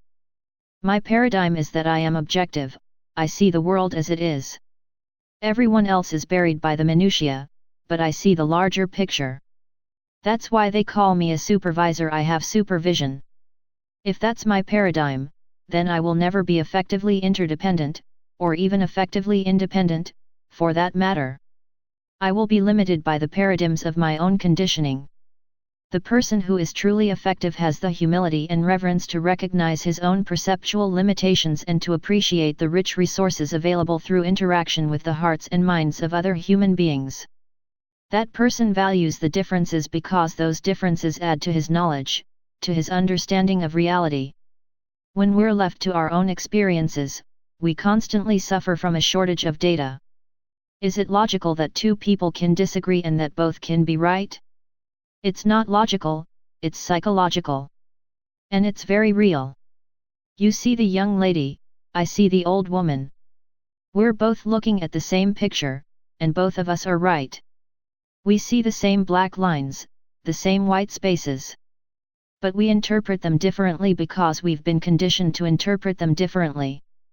And unless we value the differences in our perceptions, unless we value each other and give credence to the possibility that we're both right, that life is not always a dichotomous either/or, that there are almost always third alternatives, we will never be able to transcend the limits of that conditioning. All I may see is the old woman. But I realize that you see something else. And I value you. I value your perception. I want to understand. So when I become aware of the difference in our perceptions, I say, good. You see it differently. Help me see what you see. If two people have the same opinion, one is unnecessary. It's not going to do me any good at all to communicate with someone else who sees only the old woman also. I don't want to talk, to communicate, with someone who agrees with me. I want to communicate with you because you see it differently. I value that difference. By doing that, I not only increase my own awareness, I also affirm you. I give you psychological air. I take my foot off the brake and release the negative energy you may have invested in defending a particular position. I create an environment for synergy. The importance of valuing the difference is captured in an often quoted fable called The Animal School, written by educator Dr. R. H. Reeves. Once upon a time, the animals decided they must do something heroic to meet the problems of a new world, so they organized a school. They adopted an activity curriculum consisting of running, climbing, swimming, and flying. To make it easier to administer, all animals took all the subjects. The duck was excellent in swimming, better in fact than his instructor, and made excellent grades in flying, but he was very poor in running. Since he was low in running, he had to stay after school and also drop swimming to practice running. This was kept up until his web feet were badly worn and he was only average in swimming. But average was acceptable in school, so nobody worried about that except the duck. The rabbit started at the top of the class in running, but had a nervous breakdown because of so much makeup in swimming. The squirrel was excellent in climbing until he developed frustrations in the flying class where his teacher made him start from the ground up instead of from the treetop down. He also developed Charlie horses from overexertion and he got a C in climbing and a D in running. The eagle was a problem child and had to be disciplined severely. In climbing class he beat all the others to the top of the tree, but insisted on using his own way of getting there. At the end of the year, an abnormal eel that could swim exceedingly well and also could run, climb and fly a little had the highest average and was valedictorian. The prairie dogs stayed out of school and fought the tax levy because the administration would not add digging and burrowing to the curriculum. They apprenticed their children to the badger and later joined the groundhogs and gophers to start a successful private school. Force field analysis. In an interdependent situation, synergy is particularly powerful in dealing with negative forces that work against growth and change. Sociologist Kurt Lewin developed a force field analysis model in which he described any current level of performance or being as a state of equilibrium between the driving forces that encourage upward movement and the restraining forces that discourage it. Driving forces generally are positive, reasonable, logical, conscious, and economic. In juxtaposition, restraining forces are often negative, emotional, illogical, unconscious, and social/psychological. Both sets of forces are very real and must be taken into account in dealing with change. In a family, for example, you have a certain climate in the home, a certain level of positive or negative interaction, of feeling safe or unsafe in expressing feelings or talking about concerns, of respect or disrespect in communication among family members. You may really want to change that level. You may want to create a climate that is more positive, more respectful, more open, and trusting. Your logical reasons for doing that are the driving forces that act to raise the level. But increasing those driving forces is not enough. Your efforts are opposed by restraining forces, by the competitive spirit between children in the family, by the different scripting of home life you and your spouse have brought to the relationship, by habits that have developed in the family, by work or other demands on your time and energies. Increasing the driving forces may bring results for a while. But as long as the restraining forces are there, it becomes increasingly harder. It's like pushing against a spring. The harder you push, the harder it is to push until the force of the spring suddenly thrusts the level back down. The resulting up and down, yo-yo effect causes you to feel, after several attempts, that people are just the way they are and that it's too difficult to change. But when you introduce synergy, you use the motive of habit 4, the skill of habit 5, and the interaction of habit 6 to work directly on the restraining forces. You unfreeze them, loosen them up, and create new insights that actually transform those restraining forces into driving ones. You involve people in the problem, immerse them in it, so that they soak it in and feel it is their problem, and they tend to become an important part of the solution. As a result, new goals, shared goals, are created, and the whole enterprise moves upward, often in ways that no one could have anticipated. And the excitement contained within that movement creates a new culture. The people involved in it are enmeshed in each other's humanity and empowered by new, fresh thinking, by new creative alternatives and opportunities. I've been involved several times in negotiations between people who were angry at each other and hired lawyers to defend their positions. And all that did was to exacerbate the problem because the interpersonal communication deteriorated as it went through the legal process. But the trust level was so low that the parties felt they had no other alternative than to take the issues to court. Would you be interested in going for a win-win solution that both parties feel really good about? I would ask. The response was usually affirmative, but most people didn't really think it was possible.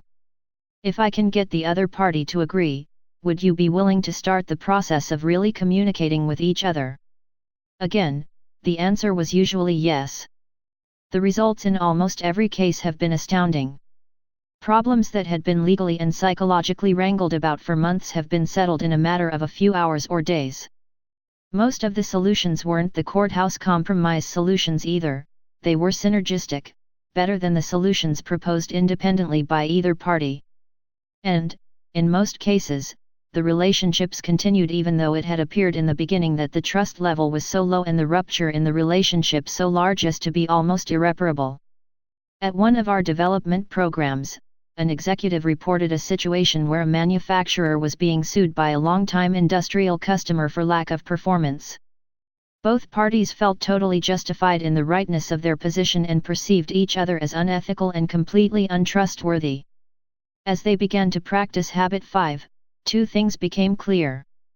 First, early communication problems resulted in a misunderstanding which was later exacerbated by accusations and counter-accusations.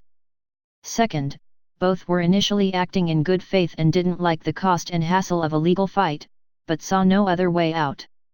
Once these two things became clear, the spirit of Habits 4, 5, and 6 took over, the problem was rapidly resolved, and the relationship continues to prosper. In another circumstance, I received an early morning phone call from a land developer desperately searching for help. The bank wanted to foreclose because he was not complying with the principal and interest payment schedule, and he was suing the bank to avoid the foreclosure. He needed additional funding to finish and market the land so that he could repay the bank, but the bank refused to provide additional funds until scheduled payments were met. It was a chicken and egg problem with undercapitalization. In the meantime, the project was languishing. The streets were beginning to look like wheat fields, and the owners of the few homes that had been built were up in arms as they saw their property values drop. The city was also upset over the prime land project falling behind schedule and becoming an eyesore. Tens of thousands of dollars in legal costs had already been spent by the bank and the developer, and the case wasn't scheduled to come to court for several months. In desperation, this developer reluctantly agreed to try the principles of Habits 4, 5, and 6. He arranged a meeting with even more reluctant bank officials. The meeting started at 8 a.m. in one of the bank conference rooms. The tension and mistrust were palpable. The attorney for the bank had committed the bank officials to say nothing. They were only to listen and he alone would speak. He wanted nothing to happen that would compromise the bank's position in court. For the first hour and a half, I taught Habits 4, 5, and 6. At 9:30 I went to the blackboard and wrote down the bank's concerns based on our prior understanding. Initially the bank officials said nothing, but the more we communicated win-win intentions and sought first to understand, the more they opened up to explain and clarify. As they began to feel understood, the whole atmosphere changed and a sense of momentum, of excitement over the prospect of peacefully settling the problem was clearly evident. Over the attorney's objections the bank officials opened up even more, even about personal concerns. When we walk out of here the first thing the bank president will say is, "Did we get our money?" What are we going to say? By 11 o'clock, the bank officers were still convinced of their rightness, but they felt understood and were no longer defensive and officious. At that point, they were sufficiently open to listen to the developer's concerns, which we wrote down on the other side of the blackboard. This resulted in deeper mutual understanding and a collective awareness of how poor early communication had resulted in misunderstanding and unrealistic expectations, and how continuous communication in a win-win spirit could have prevented the subsequent major problems from developing. The shared sense of both chronic and acute pain combined with a sense of genuine progress kept everyone communicating. By noon, when the meeting was scheduled to end, the people were positive, creative, and synergistic and wanted to keep talking. The very first recommendation made by the developer was seen as a beginning win-win approach by all. It was synergized on and improved, and at 12:45 p.m. the developer and the two bank officers left with a plan to present together to the Homeowners Association and the city. Despite subsequent complicating developments, the legal fight was aborted and the building project continued to a successful conclusion. I am not suggesting that people should not use legal processes. Some situations absolutely require it. But I see it as a court of last, not first, resort. If it is used too early, even in a preventive sense, sometimes fear and the legal paradigm create subsequent thought and action processes that are not synergistic. All nature is synergistic. Ecology is a word which basically describes the synergism in nature. Everything is related to everything else. It's in the relationship that creative powers are maximized, just as the real power in these 7 habits is in their relationship to each other, not just in the individual habits themselves. The relationship of the parts is also the power in creating a synergistic culture inside a family or an organization. The more genuine the involvement, the more sincere and sustained the participation in analyzing and solving problems, the greater the release of everyone's creativity, and of their commitment to what they create. This, I'm convinced, is the essence of the power in the Japanese approach to business, which has changed the world marketplace. Synergy works, it's a correct principle. It is the crowning achievement of all the previous habits. It is effectiveness in an interdependent reality. It is teamwork, team building, the development of unity and creativity with other human beings. Although you cannot control the paradigms of others in an interdependent interaction or the synergistic process itself, a great deal of synergy is within your circle of influence. Your own internal synergy is completely within the circle. You can respect both sides of your own nature, the analytical side and the creative side. You can value the difference between them and use that difference to catalyze creativity. You can be synergistic within yourself even in the midst of a very adversarial environment. You don't have to take insults personally. You can sidestep negative energy, you can look for the good in others and utilize that good, as different as it may be, to improve your point of view and to enlarge your perspective. You can exercise the courage in interdependent situations to be open, to express your ideas, your feelings, and your experiences in a way that will encourage other people to be open also. You can value the difference in other people. When someone disagrees with you, you can say, "Good. You see it differently." You don't have to agree with them, you can simply affirm them. And you can seek to understand. When you see only 2 alternatives, yours and the wrong one, you can look for a synergistic third alternative. There's almost always a third alternative, and if you work with a win-win philosophy and really seek to understand, you usually can find a solution that will be better for everyone concerned. Application suggestions. 1. Think about a person who typically sees things differently than you do. Consider ways in which those differences might be used as stepping stones to third alternative solutions. Perhaps you could seek out his or her views on a current project or problem, valuing the different views you are likely to hear. 2. Make a list of people who irritate you. Do they represent different views that could lead to synergy if you had greater intrinsic security and valued the differences? 3. Identify a situation in which you desire greater teamwork and synergy. What conditions would need to exist to support synergy? What can you do to create those conditions? 4. The next time you have a disagreement or confrontation with someone, attempt to understand the concerns underlying that person's position. Address those concerns in a creative and mutually beneficial way. Part 4. Renewal. Habit 7. Sharpen the saw. Trademark. Principles of balanced self-renewal. Sometimes when I consider what tremendous consequences come from little things, I am tempted to think, there are no little things. Bruce Barton.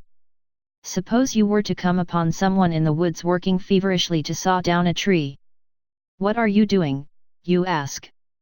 "Can't you see?" comes the impatient reply. "I'm sawing down this tree." You look exhausted, you exclaim. "How long have you been at it?" "Over 5 hours, he returns, "and I'm beat." "This is hard work."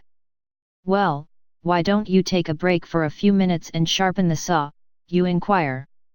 "I'm sure it would go a lot faster." "I don't have time to sharpen the saw," the man says emphatically. "I'm too busy sawing." Habit 7 is taking time to sharpen the saw. It surrounds the other habits on the 7 habits paradigm because it is the habit that makes all the others possible. 4 dimensions of renewal. Habit 7 is personal PC. It's preserving and enhancing the greatest asset you have, you. It's renewing the 4 dimensions of your nature: physical, spiritual, mental, and social/emotional. Although different words are used, most philosophies of life deal either explicitly or implicitly with these 4 dimensions. Philosopher Herb Shepherd describes the healthy balanced life around 4 values: perspective, spiritual, autonomy, mental, connectedness, social, and tone, physical. George Sheehan, the running guru, describes 4 roles: being a good animal, physical, a good craftsman, mental, a good friend, social, and a saint, spiritual. Sound motivation and organization theory embrace these 4 dimensions or motivations: the economic, physical, how people are treated; social, how people are developed and used; mental, and the service, the job, the contribution the organization gives; spiritual. Sharpen the saw basically means expressing all 4 motivations. It means exercising all 4 dimensions of our nature, regularly and consistently, in wise and balanced ways. To do this, we must be proactive. Taking time to sharpen the saw is a definite Quadrant 2 activity, and Quadrant 2 must be acted on. Quadrant I, because of its urgency, acts on us, it presses upon us constantly. Personal PC must be pressed upon until it becomes second nature, until it becomes a kind of healthy addiction. Because it's at the center of our circle of influence, no one else can do it for us. We must do it for ourselves. This is the single most powerful investment we can ever make in life: investment in ourselves, in the only instrument we have with which to deal with life and to contribute. We are the instruments of our own performance, and to be effective, we need to recognize the importance of taking time regularly to sharpen the saw in all 4 ways. The physical dimension. The physical dimension involves caring effectively for our physical body, eating the right kinds of foods, getting sufficient rest and relaxation, and exercising on a regular basis. Exercise is one of those Quadrant 2, high-leverage activities that most of us don't do consistently because it isn't urgent. And because we don't do it, sooner or later we find ourselves in Quadrant I, dealing with the health problems and crises that come as a natural result of our neglect. Most of us think we don't have enough time to exercise. What a distorted paradigm! We don't have time not to. We're talking about 3 to 6 hours a week, or a minimum of 30 minutes a day, every other day. That hardly seems an inordinate amount of time considering the tremendous benefits in terms of the impact on the other 162 to 165 hours of the week. And you don't need any special equipment to do it. If you want to go to a gym or a spa to use the equipment or enjoy some skill sports such as tennis or racquetball, that's an added opportunity. But it isn't necessary to sharpen the saw. A good exercise program is one that you can do in your own home, and one that will build your body in 3 areas: endurance, flexibility, and strength. Endurance comes from aerobic exercise, from cardiovascular efficiency, the ability of your heart to pump blood through your body. Although the heart is a muscle, it cannot be exercised directly. It can only be exercised through the large muscle groups, particularly the leg muscles. That's why exercises like rapid walking, running, biking, swimming, cross-country skiing, and jogging are so beneficial. You are considered minimally fit if you can increase your heart rate to at least 100 beats per minute and keep it at that level for 30 minutes. Ideally, you should try to raise your heart rate to at least 60% of your maximum pulse rate, the top speed your heart can beat and still pump blood through your body. Your maximum heart rate is generally accepted to be 220 less your age. So, if you are 40, you should aim for an exercise heart rate of 108, 220 to 40 equals 180 x 0.6 equals 108. The training effect is generally considered to be between 72 and 87% of your personal maximum rate. Flexibility comes through stretching. Most experts recommend warming up before and cooling down / stretching after aerobic exercise. Before, it helps loosen and warm the muscles to prepare for more vigorous exercise. After, it helps to dissipate the lactic acid so that you don't feel sore and stiff. Strength comes from muscle resistance exercises like simple calisthenics, push UPS, and sit UPS, and from working with weights. How much emphasis you put on developing strength depends on your situation. If you're involved in physical labor or athletic activities, increased strength will improve your skill. If you have a basically sedentary job and success in your lifestyle does not require a lot of strength, a little toning through calisthenics in addition to your aerobic and stretching exercises might be sufficient. I was in a gym one time with a friend of mine who has a PhD in exercise physiology. He was focusing on building strength. He asked me to spot him while he did some bench presses and told me at a certain point he'd ask me to take the weight. "But don't take it until I tell you," he said firmly. So I watched and waited and prepared to take the weight. The weight went up and down, and I could see it begin to get harder. But he kept going. He would start to push it up and I'd think, there's no way he's going to make it. But he'd make it. Then he'd slowly bring it back down and start back up again. Up and down, up and down. Finally, as I looked at his face, straining with the effort, his blood vessels practically jumping out of his skin, I thought, this is going to fall and collapse his chest. Maybe I should take the weight. Maybe he's lost control and he doesn't even know what he's doing. But he'd get it safely down. Then he'd start back up again. I couldn't believe it. "Almost all the benefit of the exercise comes at the very end, Stephen," he replied. "I'm trying to build strength.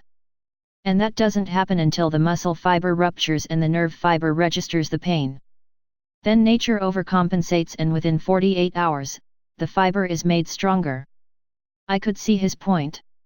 It's the same principle that works with emotional muscles as well, such as patience. When you exercise your patience beyond your past limits, the emotional fiber is broken, nature overcompensates, and next time the fiber is stronger. Now my friend wanted to build muscular strength. And he knew how to do it. But not all of us need to develop that kind of strength to be effective. No pain, no gain has validity in some circumstances, but it is not the essence of an effective exercise program. The essence of renewing the physical dimension is to sharpen the saw, to exercise our bodies on a regular basis in a way that will preserve and enhance our capacity to work and adapt and enjoy. And we need to be wise in developing an exercise program. There's a tendency, especially if you haven't been exercising at all, to overdo. And that can create unnecessary pain, injury, and even permanent damage. It's best to start slowly. Any exercise program should be in harmony with the latest research findings, with your doctor's recommendations and with your own self-awareness. If you haven't been exercising, your body will undoubtedly protest this change in its comfortable downhill direction. You won't like it at first. You may even hate it. But be proactive. Do it anyway. Even if it's raining on the morning you've scheduled to jog, do it anyway. Oh good. It's raining. I get to develop my willpower as well as my body. You're not dealing with quick fix, you're dealing with a quadrant 2 activity that will bring phenomenal long-term results. Ask anyone who has done it consistently. Little by little, your resting pulse rate will go down as your heart and oxygen processing system becomes more efficient. As you increase your body's ability to do more demanding things, you'll find your normal activities much more comfortable and pleasant. You'll have more afternoon energy, and the fatigue you've felt that's made you too tired to exercise in the past will be replaced by an energy that will invigorate everything you do. Probably the greatest benefit you will experience from exercising will be the development of your habit 1 muscles of proactivity. As you act based on the value of physical well-being instead of reacting to all the forces that keep you from exercising, your paradigm of yourself, your self-esteem, your self-confidence, and your integrity will be profoundly affected. The spiritual dimension. Renewing the spiritual dimension provides leadership to your life.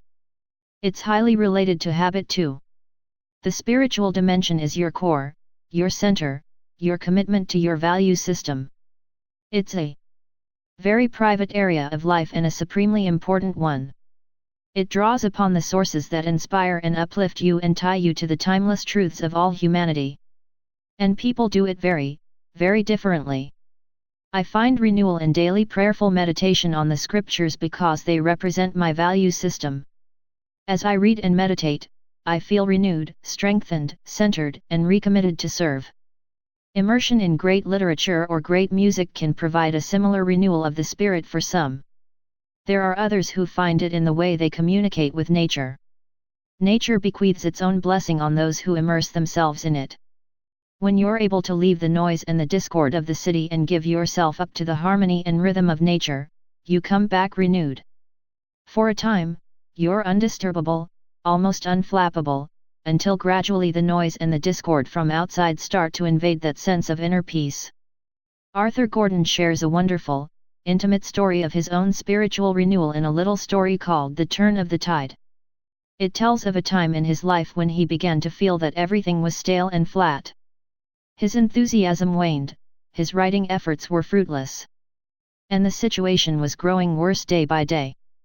Finally, he determined to get help from a medical doctor. Observing nothing physically wrong, the doctor asked him if he would be able to follow his instructions for one day. When Gordon replied that he could, the doctor told him to spend the following day in the place where he was happiest as a child.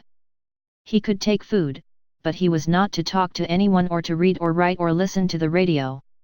He then wrote out 4 prescriptions and told him to open one at 9, 12, 3, and 6 o'clock. "Are you serious?" Gordon asked him. "You won't think I'm joking when you get my bill," was the reply. So the next morning, Gordon went to the beach.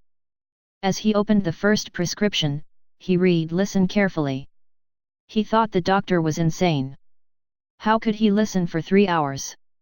But he had agreed to follow the doctor's orders, so he listened. He heard the usual sounds of the sea and the birds. After a while, he could hear the other sounds that weren't so apparent at first. As he listened, he began to think of lessons the sea had taught him as a child: patience, respect, an awareness of the interdependence of things. He began to listen to the sounds and the silence and to feel a growing peace. At noon, he opened the second slip of paper and read, "Try reaching back." Reaching back to what? He wondered. Perhaps to childhood, perhaps to memories of happy times. He thought about his past, about the many little moments of joy. He tried to remember them with exactness. And in remembering, he found a growing warmth inside. At 3 o'clock, he opened the third piece of paper. Until now, the prescriptions had been easy to take. But this one was different. It said, "Examine your motives." At first he was defensive. He thought about what he wanted: success, recognition, security, and he justified them all. But then the thought occurred to him that those motives weren't good enough, and that perhaps therein was the answer to his stagnant situation. He considered his motives deeply.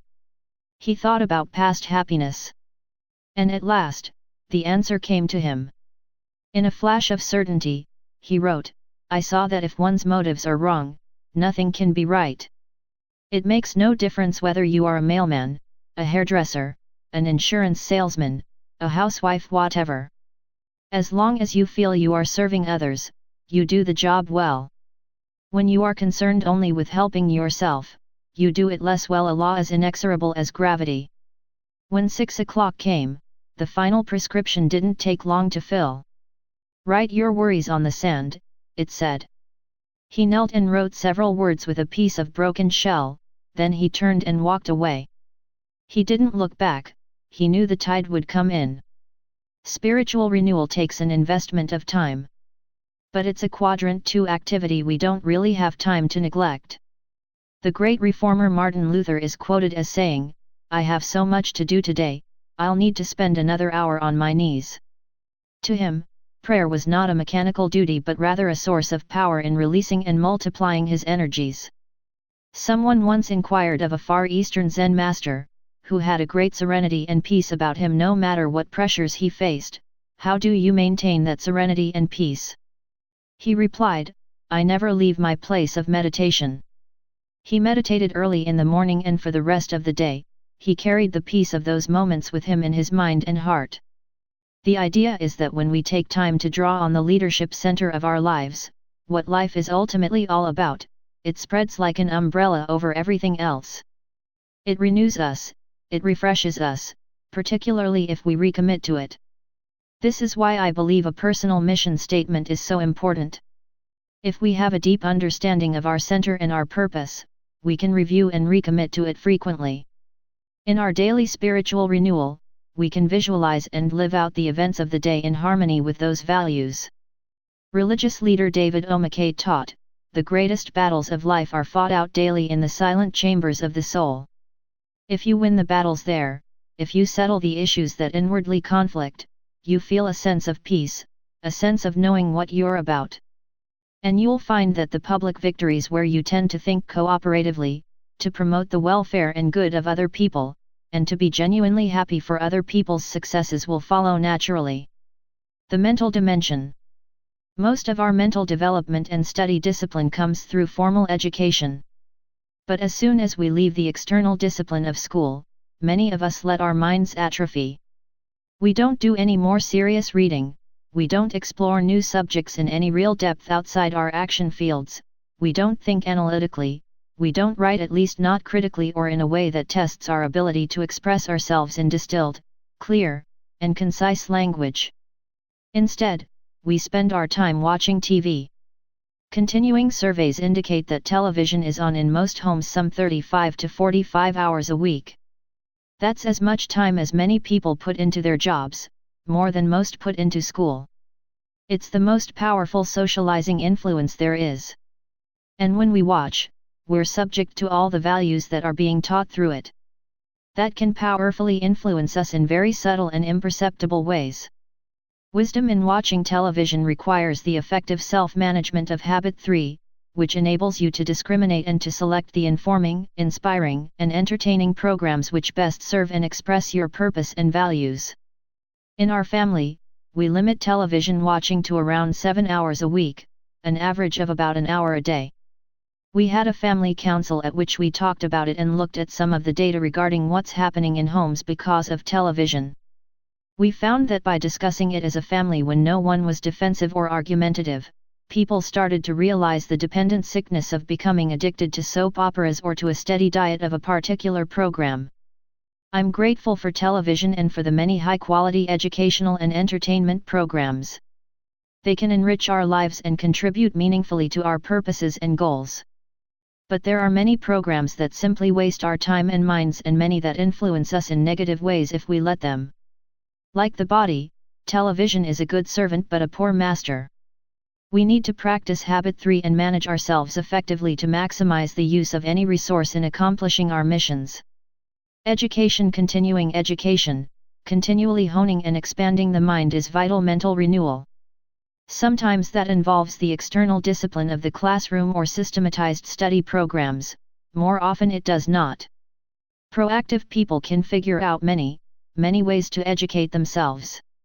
It is extremely valuable to train the mind to stand apart and examine its own program.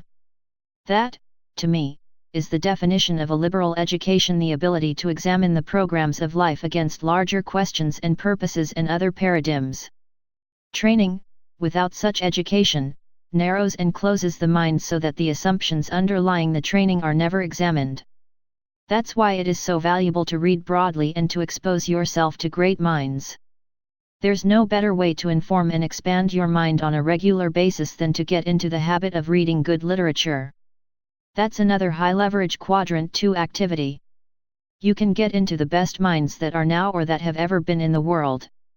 I highly recommend starting with a goal of a book a month, then a book every 2 weeks, then a book a week.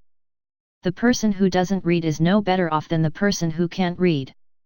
Quality literature, such as the great books, the Harvard classics, autobiographies, National Geographic and other publications that expand our cultural awareness, and current literature in various fields can expand our paradigms and sharpen our mental saw, particularly if we practice Habit 5 as we read and seek first to understand. If we use our own autobiography to make early judgments before we really understand what an author has to say, we limit the benefits of the reading experience.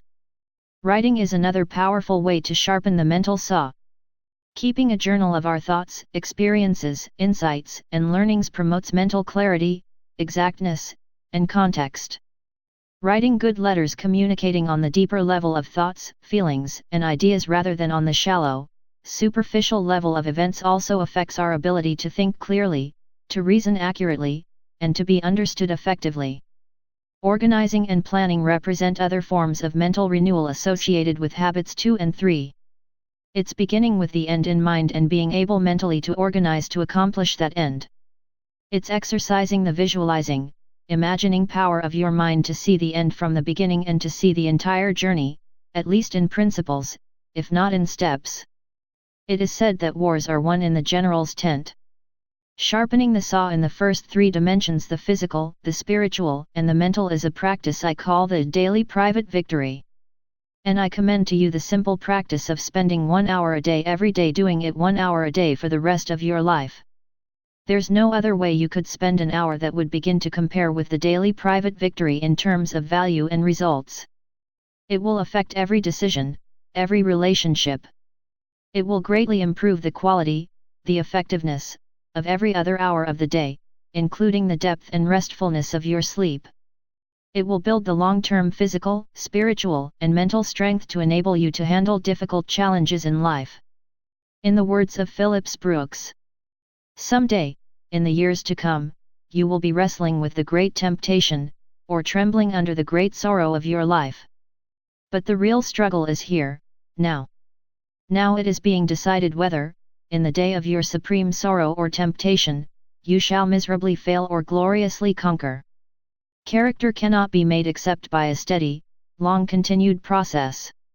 The social/emotional dimension. While the physical, spiritual, and mental dimensions are closely related to habits 1, 2, and 3 centered on the principles of personal vision, leadership, and management, the social/emotional dimension focuses on habits 4, 5, and 6 centered on the principles of interpersonal leadership, empathic communication, and creative cooperation. The social and the emotional dimensions of our lives are tied together because our emotional life is primarily, but not exclusively, developed out of and manifested in our relationships with others. Renewing our social/emotional dimension does not take time in the same sense that renewing the other dimensions does. We can do it in our normal everyday interactions with other people. But it definitely requires exercise. We may have to push ourselves because many of us have not achieved the level of private victory and the skills of public victory necessary for habits 4, 5, and 6 to come naturally to us in all our interactions. Suppose that you are a key person in my life. You might be my boss, my subordinate, my coworker, my friend, my neighbor, my spouse, my child, a member of my extended family, anyone with whom I want or need to interact. Suppose we need to communicate together, to work together, to discuss a jugular issue, to accomplish a purpose or solve a problem. But we see things differently, we're looking through different glasses. You see the young lady, and I see the old woman. So I practice habit 4. I come to you and I say, I can see that we're approaching this situation differently. Why don't we agree to communicate until we can find a solution we both feel good about? Would you be willing to do that? Most people would be willing to say yes to that. Then I move to habit 5. Let me listen to you first. Instead of listening with intent to reply, I listen empathically in order to deeply, thoroughly understand your paradigm. When I can explain your point of view as well as you can, then I focus on communicating my point of view to you so that you can understand it as well. Based on the commitment to search for a solution that we both feel good about and a deep understanding of each other's points of view, we move to habit 6. We work together to produce third alternative solutions to our differences that we both recognize are better than the ones either you or I proposed initially. Success in habits 4, 5, and 6 is not primarily a matter of intellect, it's primarily a matter of emotion. It's highly related to our sense of personal security. If our personal security comes from sources within ourselves, then we have the strength to practice the habits of public victory. If we are emotionally insecure, even though we may be intellectually very advanced, practicing habits 4, 5, and 6 with people who think differently on jugular issues of life can be terribly threatening. Where does intrinsic security come from? It doesn't come from the scripts they've handed us. It doesn't come from our circumstances or our position. It comes from within. It comes from accurate paradigms and correct principles deep in our own mind and heart. It comes from inside-out congruence, from living a life of integrity in which our daily habits reflect our deepest values. I believe that a life of integrity is the most fundamental source of personal worth. I do not agree with the popular success literature that says that self-esteem is primarily a matter of mindset, of attitude that you can psyche yourself into peace of mind. Peace of mind comes when your life is in harmony with true principles and values and in no other way. There is also the intrinsic security that comes as a result of effective interdependent living. There is security in knowing that win-win solutions do exist, that life is not always either/or, that there are almost always mutually beneficial third alternatives. There is security in knowing that you can step out of your own frame of reference without giving it up, that you can really, deeply understand another human being. There is security that comes when you authentically, creatively, and cooperatively interact with other people and really experience these interdependent habits. There is intrinsic security that comes from service, from helping other people in a meaningful way. One important source is your work, when you see yourself in a contributive and creative mode, really making a difference. Another source is anonymous service. No one knows it and no one necessarily ever will. And that's not the concern. The concern is blessing the lives of other people. Influence, not recognition, becomes the motive. Viktor Frankl focused on the need for meaning and purpose in our lives, something that transcends our own lives and taps the best energies within us. The late Dr. Hans Selye, in his monumental research on stress, basically says that a long, healthy, and happy life is the result of making contributions, of having meaningful projects that are personally exciting and contribute to and bless the lives of others. His ethic was earn thy neighbor's love. This is the true joy in life, that being used for a purpose recognized by yourself as a mighty one. That being a force of nature, instead of a feverish, selfish little clod of ailments and grievances complaining that the world will not devote itself to making you happy. I am of the opinion that my life belongs to the whole community, and as long as I live it is my privilege to do for it whatever I can. I want to be thoroughly used up when I die. For the harder I work the more I live. I rejoice in life for its own sake. Life is no brief candle to me. It's a sort of splendid torch which I've got to hold up for the moment, and I want to make it burn as brightly as possible before handing it on to future generations. N. Eldon Tanner has said, "Service is the rent we pay for the privilege of living on this earth." And there are so many ways to serve. Whether or not we belong to a church or service organization or have a job that provides meaningful service opportunities, not a day goes by that we can't at least serve one other human being by making deposits of unconditional love. Scripting others. Most people are a function of the social mirror, scripted by the opinions, the perceptions, the paradigms of the people around them. As interdependent people, you and I come from a paradigm which includes the realization that we are a part of that social mirror. We can choose to reflect back to others a clear, undistorted vision of themselves. We can affirm their proactive nature and treat them as responsible people.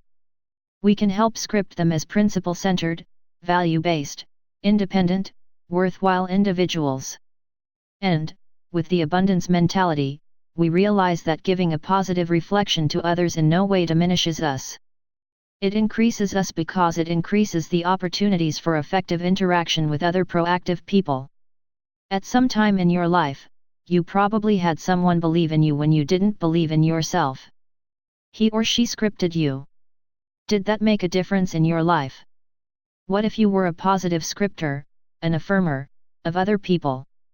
When they're being directed by the social mirror to take the lower path, you inspire them toward a higher path because you believe in them. You listen to them and empathize with them. You don't absolve them of responsibility, you encourage them to be proactive. Perhaps you are familiar with the musical, Man of La Mancha. It's a beautiful story about a medieval knight who meets a woman of the street, a prostitute. She's being validated in her lifestyle by all of the people in her life. But this poet knight sees something else in her, something beautiful and lovely. He also sees her virtue, and he affirms it, over and over again. He gives her a new name, Dulcinea, a new name associated with a new paradigm. At first, she utterly denies it. Her old scripts are overpowering. She writes him off as a wild-eyed fantasizer. But he is persistent. He makes continual deposits of unconditional love, and gradually it penetrates her scripting. It goes down into her true nature, her potential, and she starts to respond. Little by little, she begins to change her lifestyle. She believes it and she acts from her new paradigm, to the initial dismay of everyone else in her life. Later, when she begins to revert to her old paradigm, he calls her to his deathbed and sings that beautiful song, The Impossible Dream, looks her in the eyes, and whispers, "Never forget, you're Dulcinea." One of the classic stories in the field of self-fulfilling prophecies is of a computer in England that was accidentally programmed incorrectly. In academic terms, it labeled a class of bright kids dumb and a class of supposedly dumb kids bright. And that computer report was the primary criterion that created the teachers' paradigms about their students at the beginning of the year. When the administration finally discovered the mistake 5.5 months later, they decided to test the kids again without telling anyone what had happened. And the results were amazing. The bright kids had gone down significantly in IQ test points. They had been seen and treated as mentally limited, uncooperative, and difficult to teach. The teachers' paradigms had become a self-fulfilling prophecy. But the scores in the supposedly dumb group had gone up. The teachers had treated them as though they were bright, and their energy, their hope, their optimism, their excitement had reflected high individual expectations and worth for those kids. These teachers were asked what it was like during the first few weeks of the term. For some reason, our methods weren't working, they replied. So we had to change our methods. The information showed that the kids were bright. If things weren't working well, they figured it had to be the teaching methods. So they worked on methods. They were proactive, they worked in their circle of influence. Apparent learner disability was nothing more or less than teacher inflexibility. What do we reflect to others about themselves? And how much does that reflection influence their lives? We have so much we can invest in the emotional bank accounts of other people. The more we can see people in terms of their unseen potential, the more we can use our imagination rather than our memory, with our spouse, our children, our co-workers, or employees. We can refuse to label them, we can see them in new fresh ways each time we're with them. We can help them become independent, fulfilled people capable of deeply satisfying, enriching, and productive relationships with others. Goethe taught, treat a man as he is and he will remain as he is. Treat a man as he can and should be and he will become as he can and should be. Balance and renewal. The self-renewal process must include balanced renewal in all four dimensions of our nature, the physical, the spiritual, the mental, and the social/emotional. Although renewal in each dimension is important, it only becomes optimally effective as we deal with all four dimensions in a wise and balanced way. To neglect any one area negatively impacts the rest. I have found this to be true in organizations as well as in individual lives. In an organization, the physical dimension is expressed in economic terms. The mental or psychological dimension deals with the recognition, development, and use of talent. The social/emotional dimension has to do with human relations, with finding meaning through purpose or contribution and through organizational integrity. When an organization neglects any one or more of these areas, it negatively impacts the entire organization. The creative energies that could result in tremendous, positive synergy are instead used to fight against the organization and become restraining forces to growth and productivity. I have found organizations whose only thrust is economic to make money. They usually don't publicize that purpose. They sometimes even publicize something else. But in their hearts, their only desire is to make money. Whenever I find this, I also find a great deal of negative synergy in the culture, generating such things as interdepartmental rivalries, defensive and protective communication, politicking, and masterminding. We can't effectively thrive without making money, but that's not sufficient reason for organizational existence. We can't live without eating, but we don't live to eat. At the other end of the spectrum, I've seen organizations that focused almost exclusively on the social/emotional dimension. They are, in a sense, some kind of social experiment, and they have no economic criteria to their value system. They have no measure or gauge of their effectiveness, and as a result, they lose all kinds of efficiencies and eventually their viability in the marketplace. I have found many organizations that develop as many as 3 of the dimensions. They may have good service criteria, good economic criteria, and good human relations criteria, but they are not really committed to identifying, developing, utilizing, and recognizing the talent of people. And if these psychological forces are missing, the style will be a benevolent autocracy, and the resulting culture will reflect different forms of collective resistance, adversarialism, excessive turnover, and other deep, chronic, cultural problems. Organizational as well as individual effectiveness requires development and renewal of all 4 dimensions in a wise and balanced way. Any dimension that is neglected will create negative force field resistance that pushes against effectiveness and growth. Organizations and individuals that give recognition to each of these 4 dimensions in their mission statement provide a powerful framework for balanced renewal. This process of continuous improvement is the hallmark of the total quality movement and a key to Japan's economic ascendancy. Synergy in renewal. Balanced renewal is optimally synergetic. The things you do to sharpen the saw in any one dimension have positive impact in other dimensions because they are so highly interrelated. Your physical health affects your mental health, your spiritual strength affects your social/emotional strength. As you improve in one dimension, you increase your ability in other dimensions as well. The 7 habits of highly effective people create optimum synergy among these dimensions. Renewal in any dimension increases your ability to live at least one of the 7 habits. And although the habits are sequential, improvement in one habit synergetically increases your ability to live the rest. The more proactive you are, habit 1, the more effectively you can exercise personal leadership, habit 2, and management, habit 3, in your life. The more effectively you manage your life, habit 3, the more quadrant 2 renewing activities you can do, habit 7. The more you seek first to understand, habit 5, the more effectively you can go for synergetic win-win solutions, habits 4 and 6. The more you improve in any of the habits that lead to independence, habits 1, 2, and 3, the more effective you will be in interdependent situations, habits 4, 5, and 6. And renewal, habit 7, is the process of renewing all the habits. As you renew your physical dimension, you reinforce your personal vision, habit 1, the paradigm of your own self-awareness and free will, of proactivity, of knowing that you are free to act instead of being acted upon, to choose your own response to any stimulus. This is probably the greatest benefit of physical exercise. Each daily private victory makes a deposit in your personal intrinsic security account. As you renew your spiritual dimension, you reinforce your personal leadership, habit 2. You increase your ability to live out of your imagination and conscience instead of only your memory, to deeply understand your innermost paradigms and values, to create within yourself a center of correct principles, to define your own unique mission in life, to rescript yourself to live your life in harmony with correct principles and to draw upon your personal sources of strength. The rich private life you create in spiritual renewal makes tremendous deposits in your personal security account. As you renew your mental dimension, you reinforce your personal management, habit 3.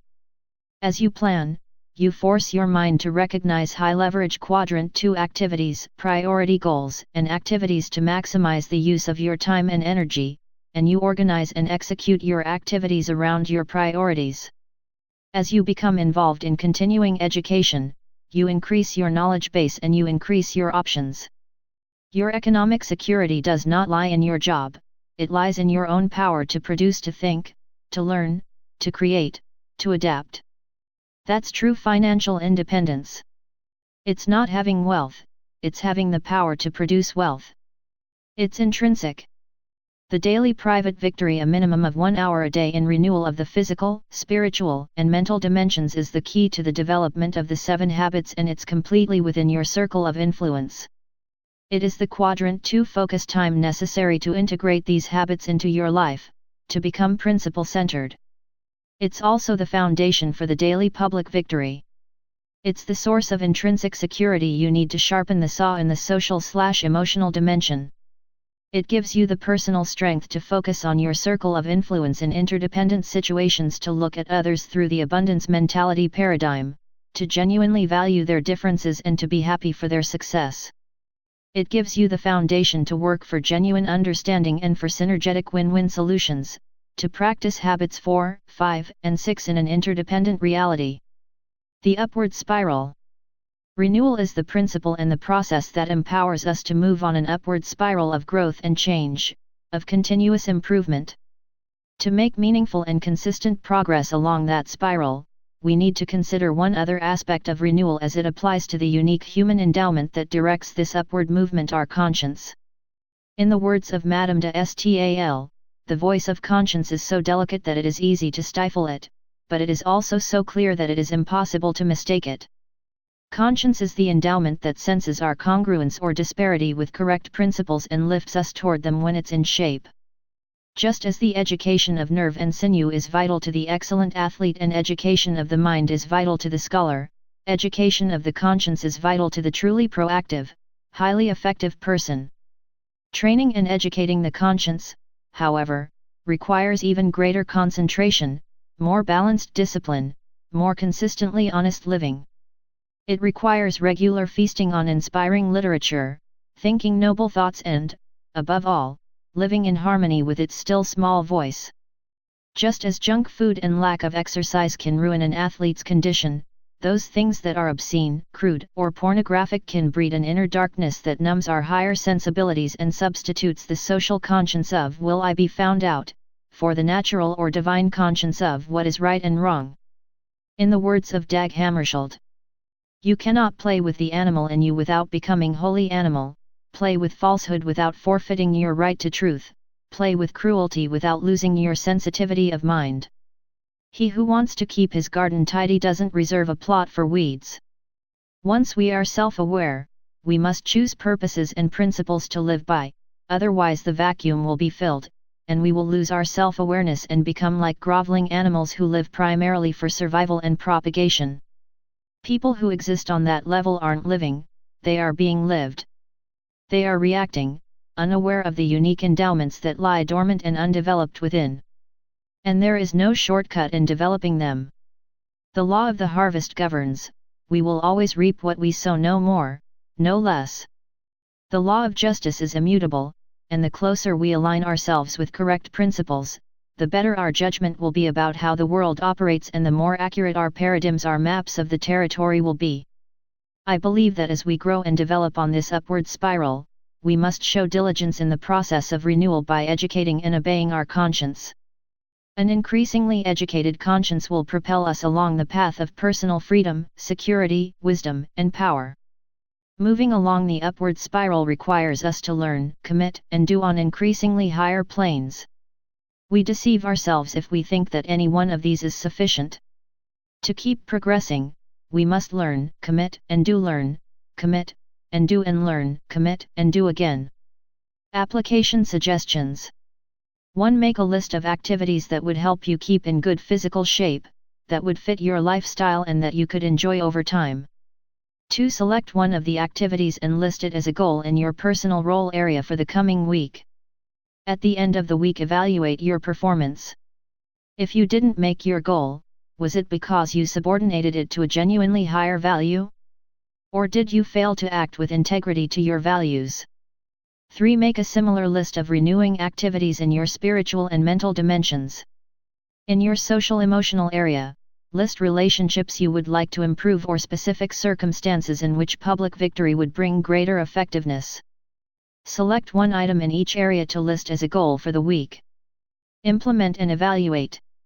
4. Commit to write down specific sharpen the saw activities in all 4 dimensions every week, to do them, and to evaluate your performance and results. Inside out again. The Lord works from the inside out.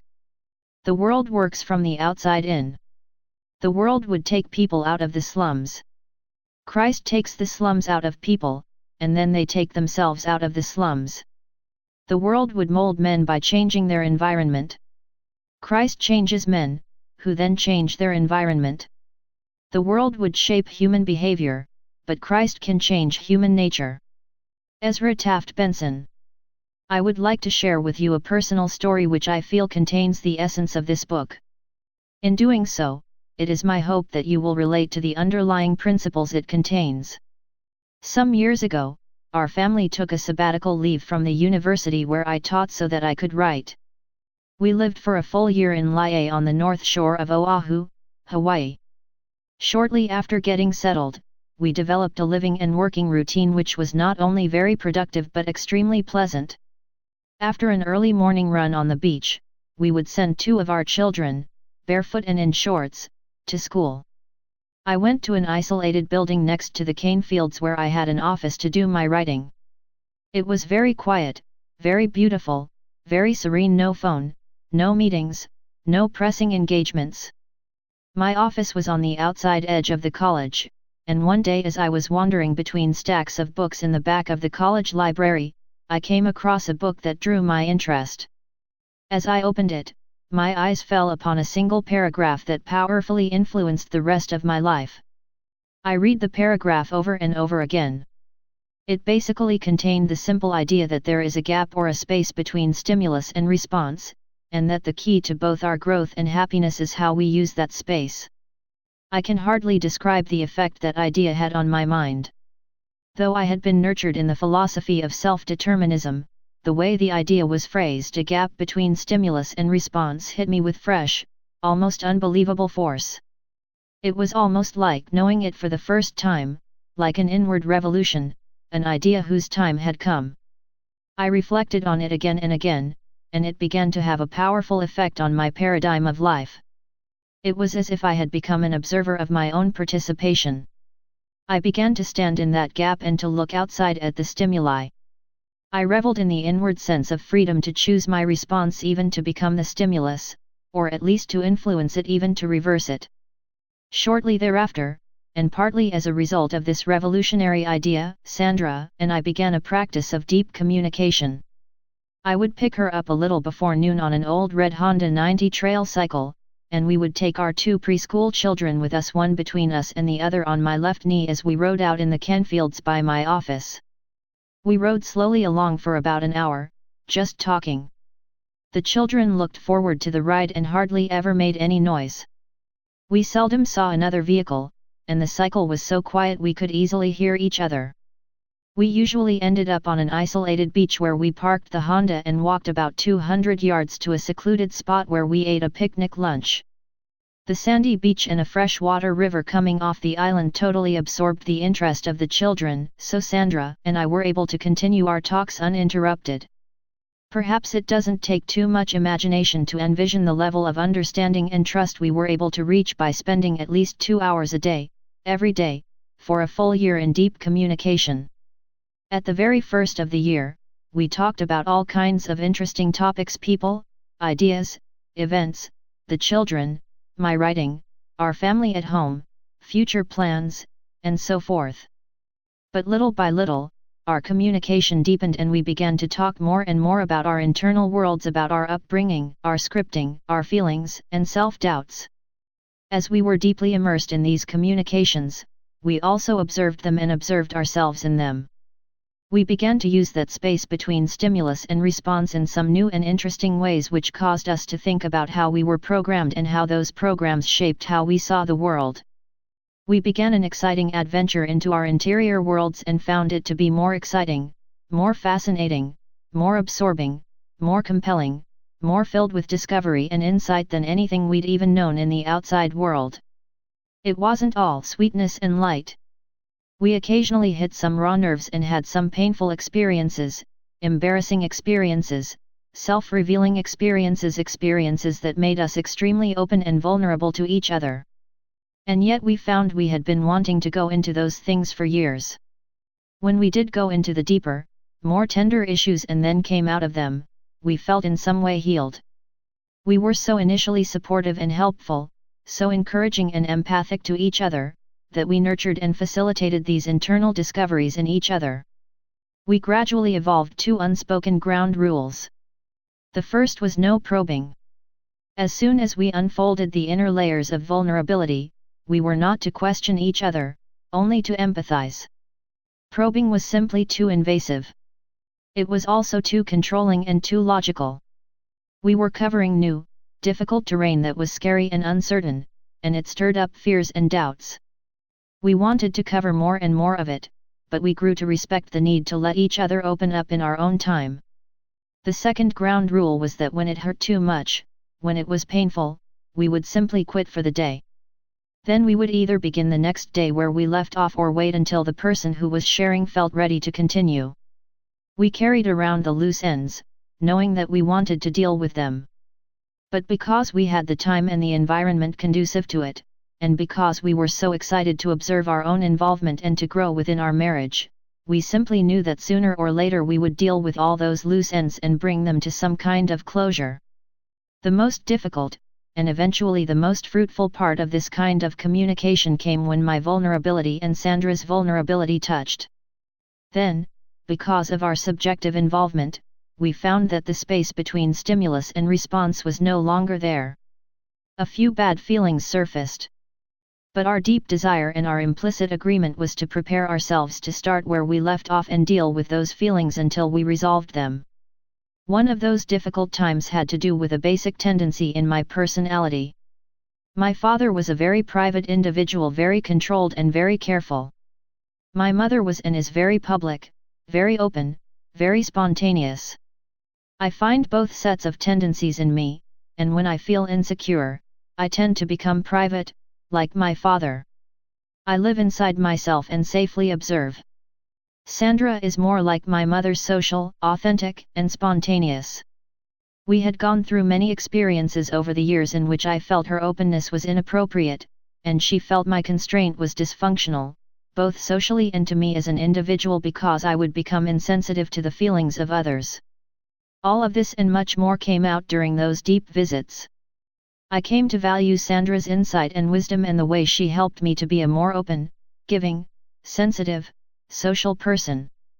Another of those difficult times had to do with what I perceived to be a hang-up Sandra had, which had bothered me for years. She seemed to have an obsession about Frigidaire appliances which I was at an absolute loss to understand.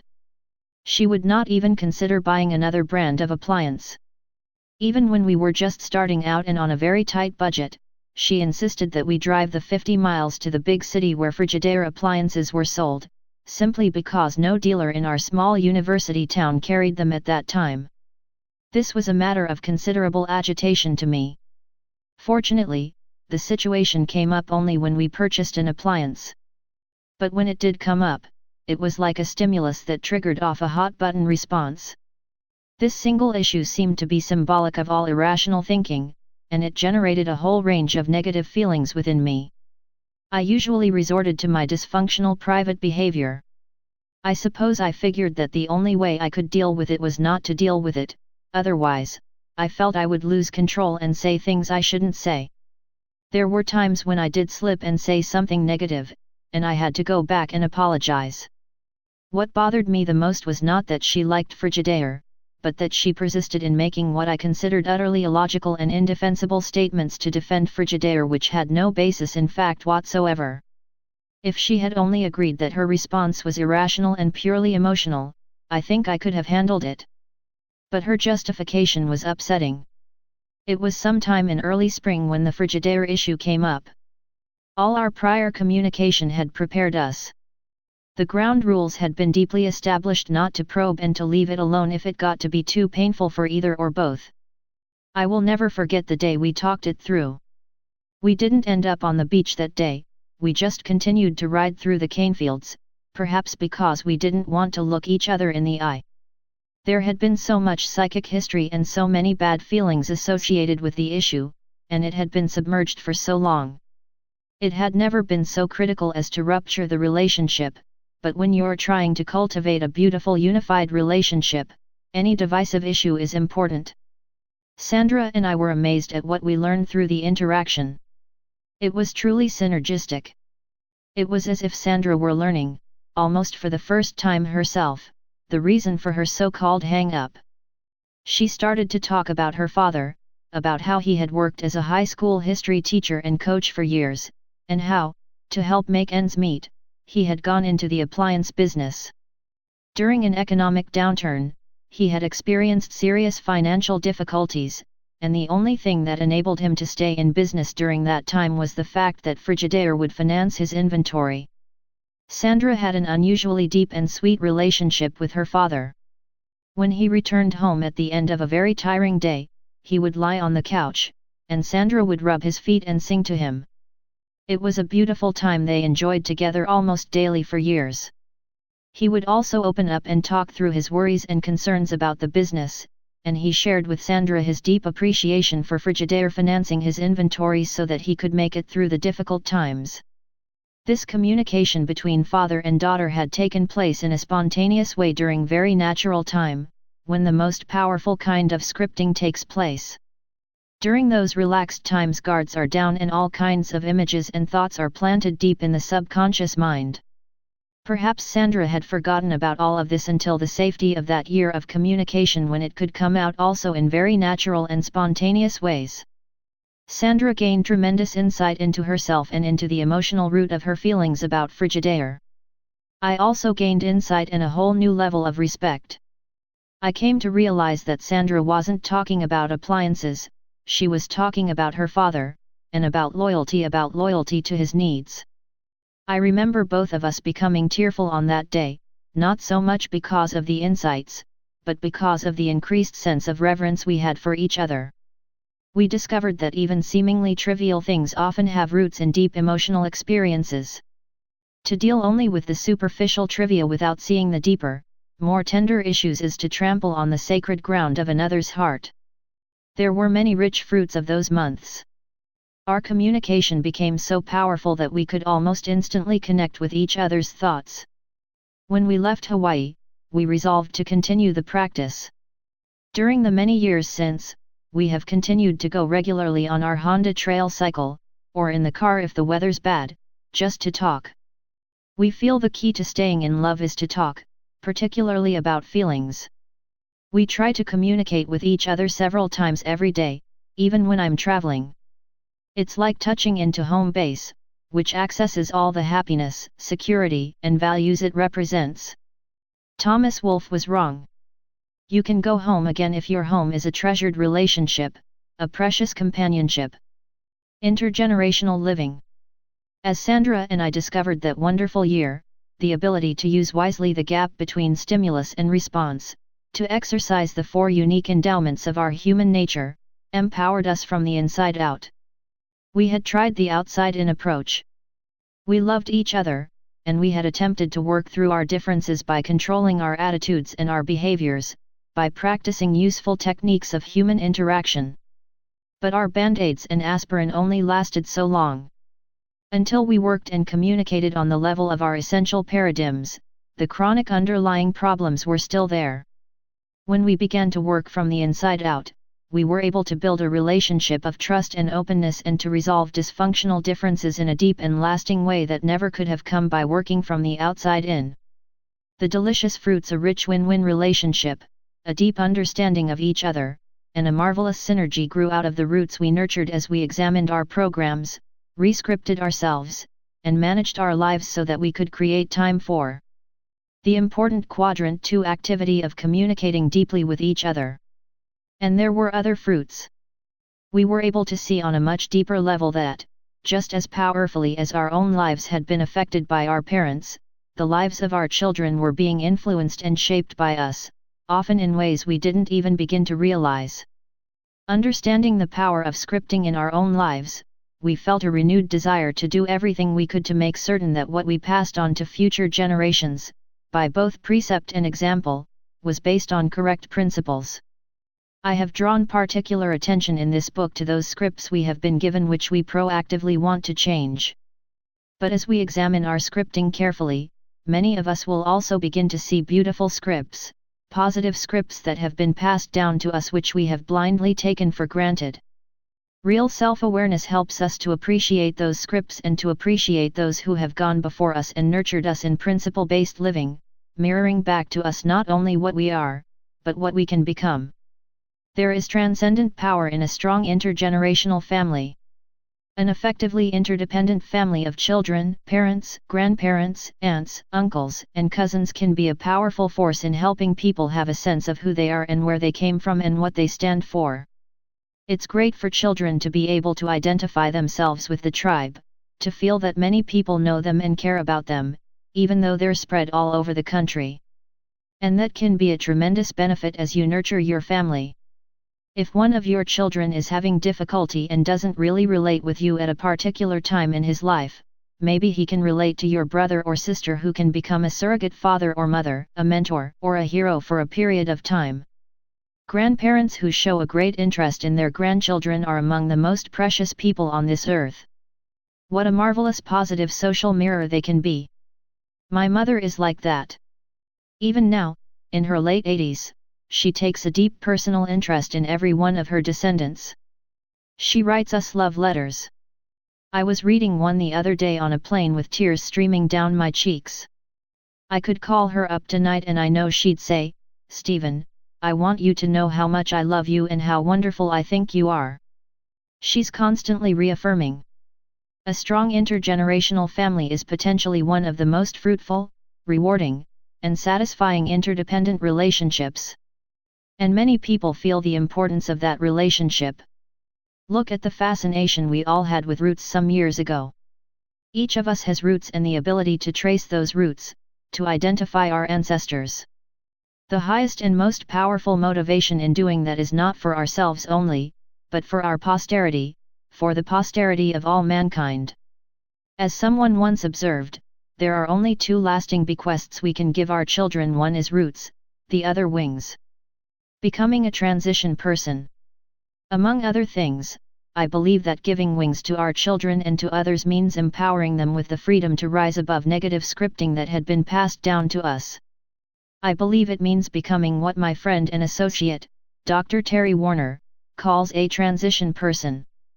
Instead of transferring those scripts to the next generation, we can change them. And we can do it in a way that will build relationships in the process. If your parents abused you as a child, that does not mean that you have to abuse your own children. Yet there's plenty of evidence to indicate that you will tend to live out that script. But because you're proactive, you can rewrite the script. You can choose not only not to abuse your children, but to affirm them, to script them in positive ways. You can write it in your personal mission statement and into your mind and heart. You can visualize yourself living in harmony with that mission statement in your daily private victory. You can take steps to love and forgive your own parents, and if they are still living, to build a positive relationship with them by seeking to understand. A tendency that's run through your family for generations can stop with you. You're a transition person, a link between the past and the future. And your own change can affect many, many lives downstream. One powerful transition person of the 20th century, Anwar Sadat, left us as part of his legacy a profound understanding of the nature of change. Sadat stood between a past that had created a huge wall of suspicion, fear, hate and misunderstanding between Arabs and Israelis, and a future in which increased conflict and isolation seemed inevitable. Efforts at negotiation had been met with objections on every scale, even to formalities and procedural points, to an insignificant comma or period in the text of proposed agreements. While others attempted to resolve the tense situation by hacking at the leaves, Sadat drew upon his earlier centering experience in a lonely prison cell and went to work on the root. And in doing so, he changed the course of history for millions of people. He records in his autobiography, "It was then that I drew, almost unconsciously, on the inner strength I had developed in cell 54 of Cairo Central Prison, a strength, call it a talent or capacity, for change. I found that I faced a highly complex situation, and that I couldn't hope to change it until I had armed myself with the necessary psychological and intellectual capacity. My contemplation of life and human nature in that secluded place had taught me that he who cannot change the very fabric of his thought will never be able to change reality, and will never, therefore, make any progress. Real change comes from the inside out. It doesn't come from hacking at the leaves of attitude and behavior with quick-fix personality ethic techniques. It comes from striking at the root the fabric of our thought, the fundamental, essential paradigms, which give definition to our character and create the lens through which we see the world. In the words of Amiel, moral truth can be conceived in thought. One can have feelings about it. One can will to live it. But moral truth may have been penetrated and possessed in all these ways, and escape us still. Deeper even than consciousness there is our being itself, our very substance, our nature.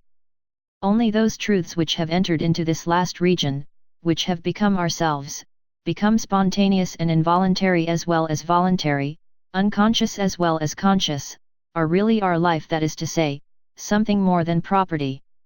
So long as we are able to distinguish any space whatever between truth and us, we remain outside it. The thought, the feeling, the desire, or the consciousness of life may not be quite life. To become divine is then the aim of life. Then only can truth be said to be ours beyond the possibility of loss.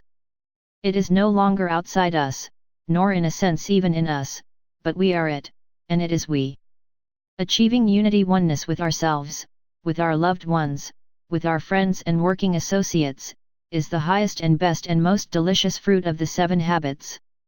Most of us have tasted this fruit of true unity from time to time in the past, as we have also tasted the bitter, lonely fruit of disunity, and we know how precious and fragile unity is.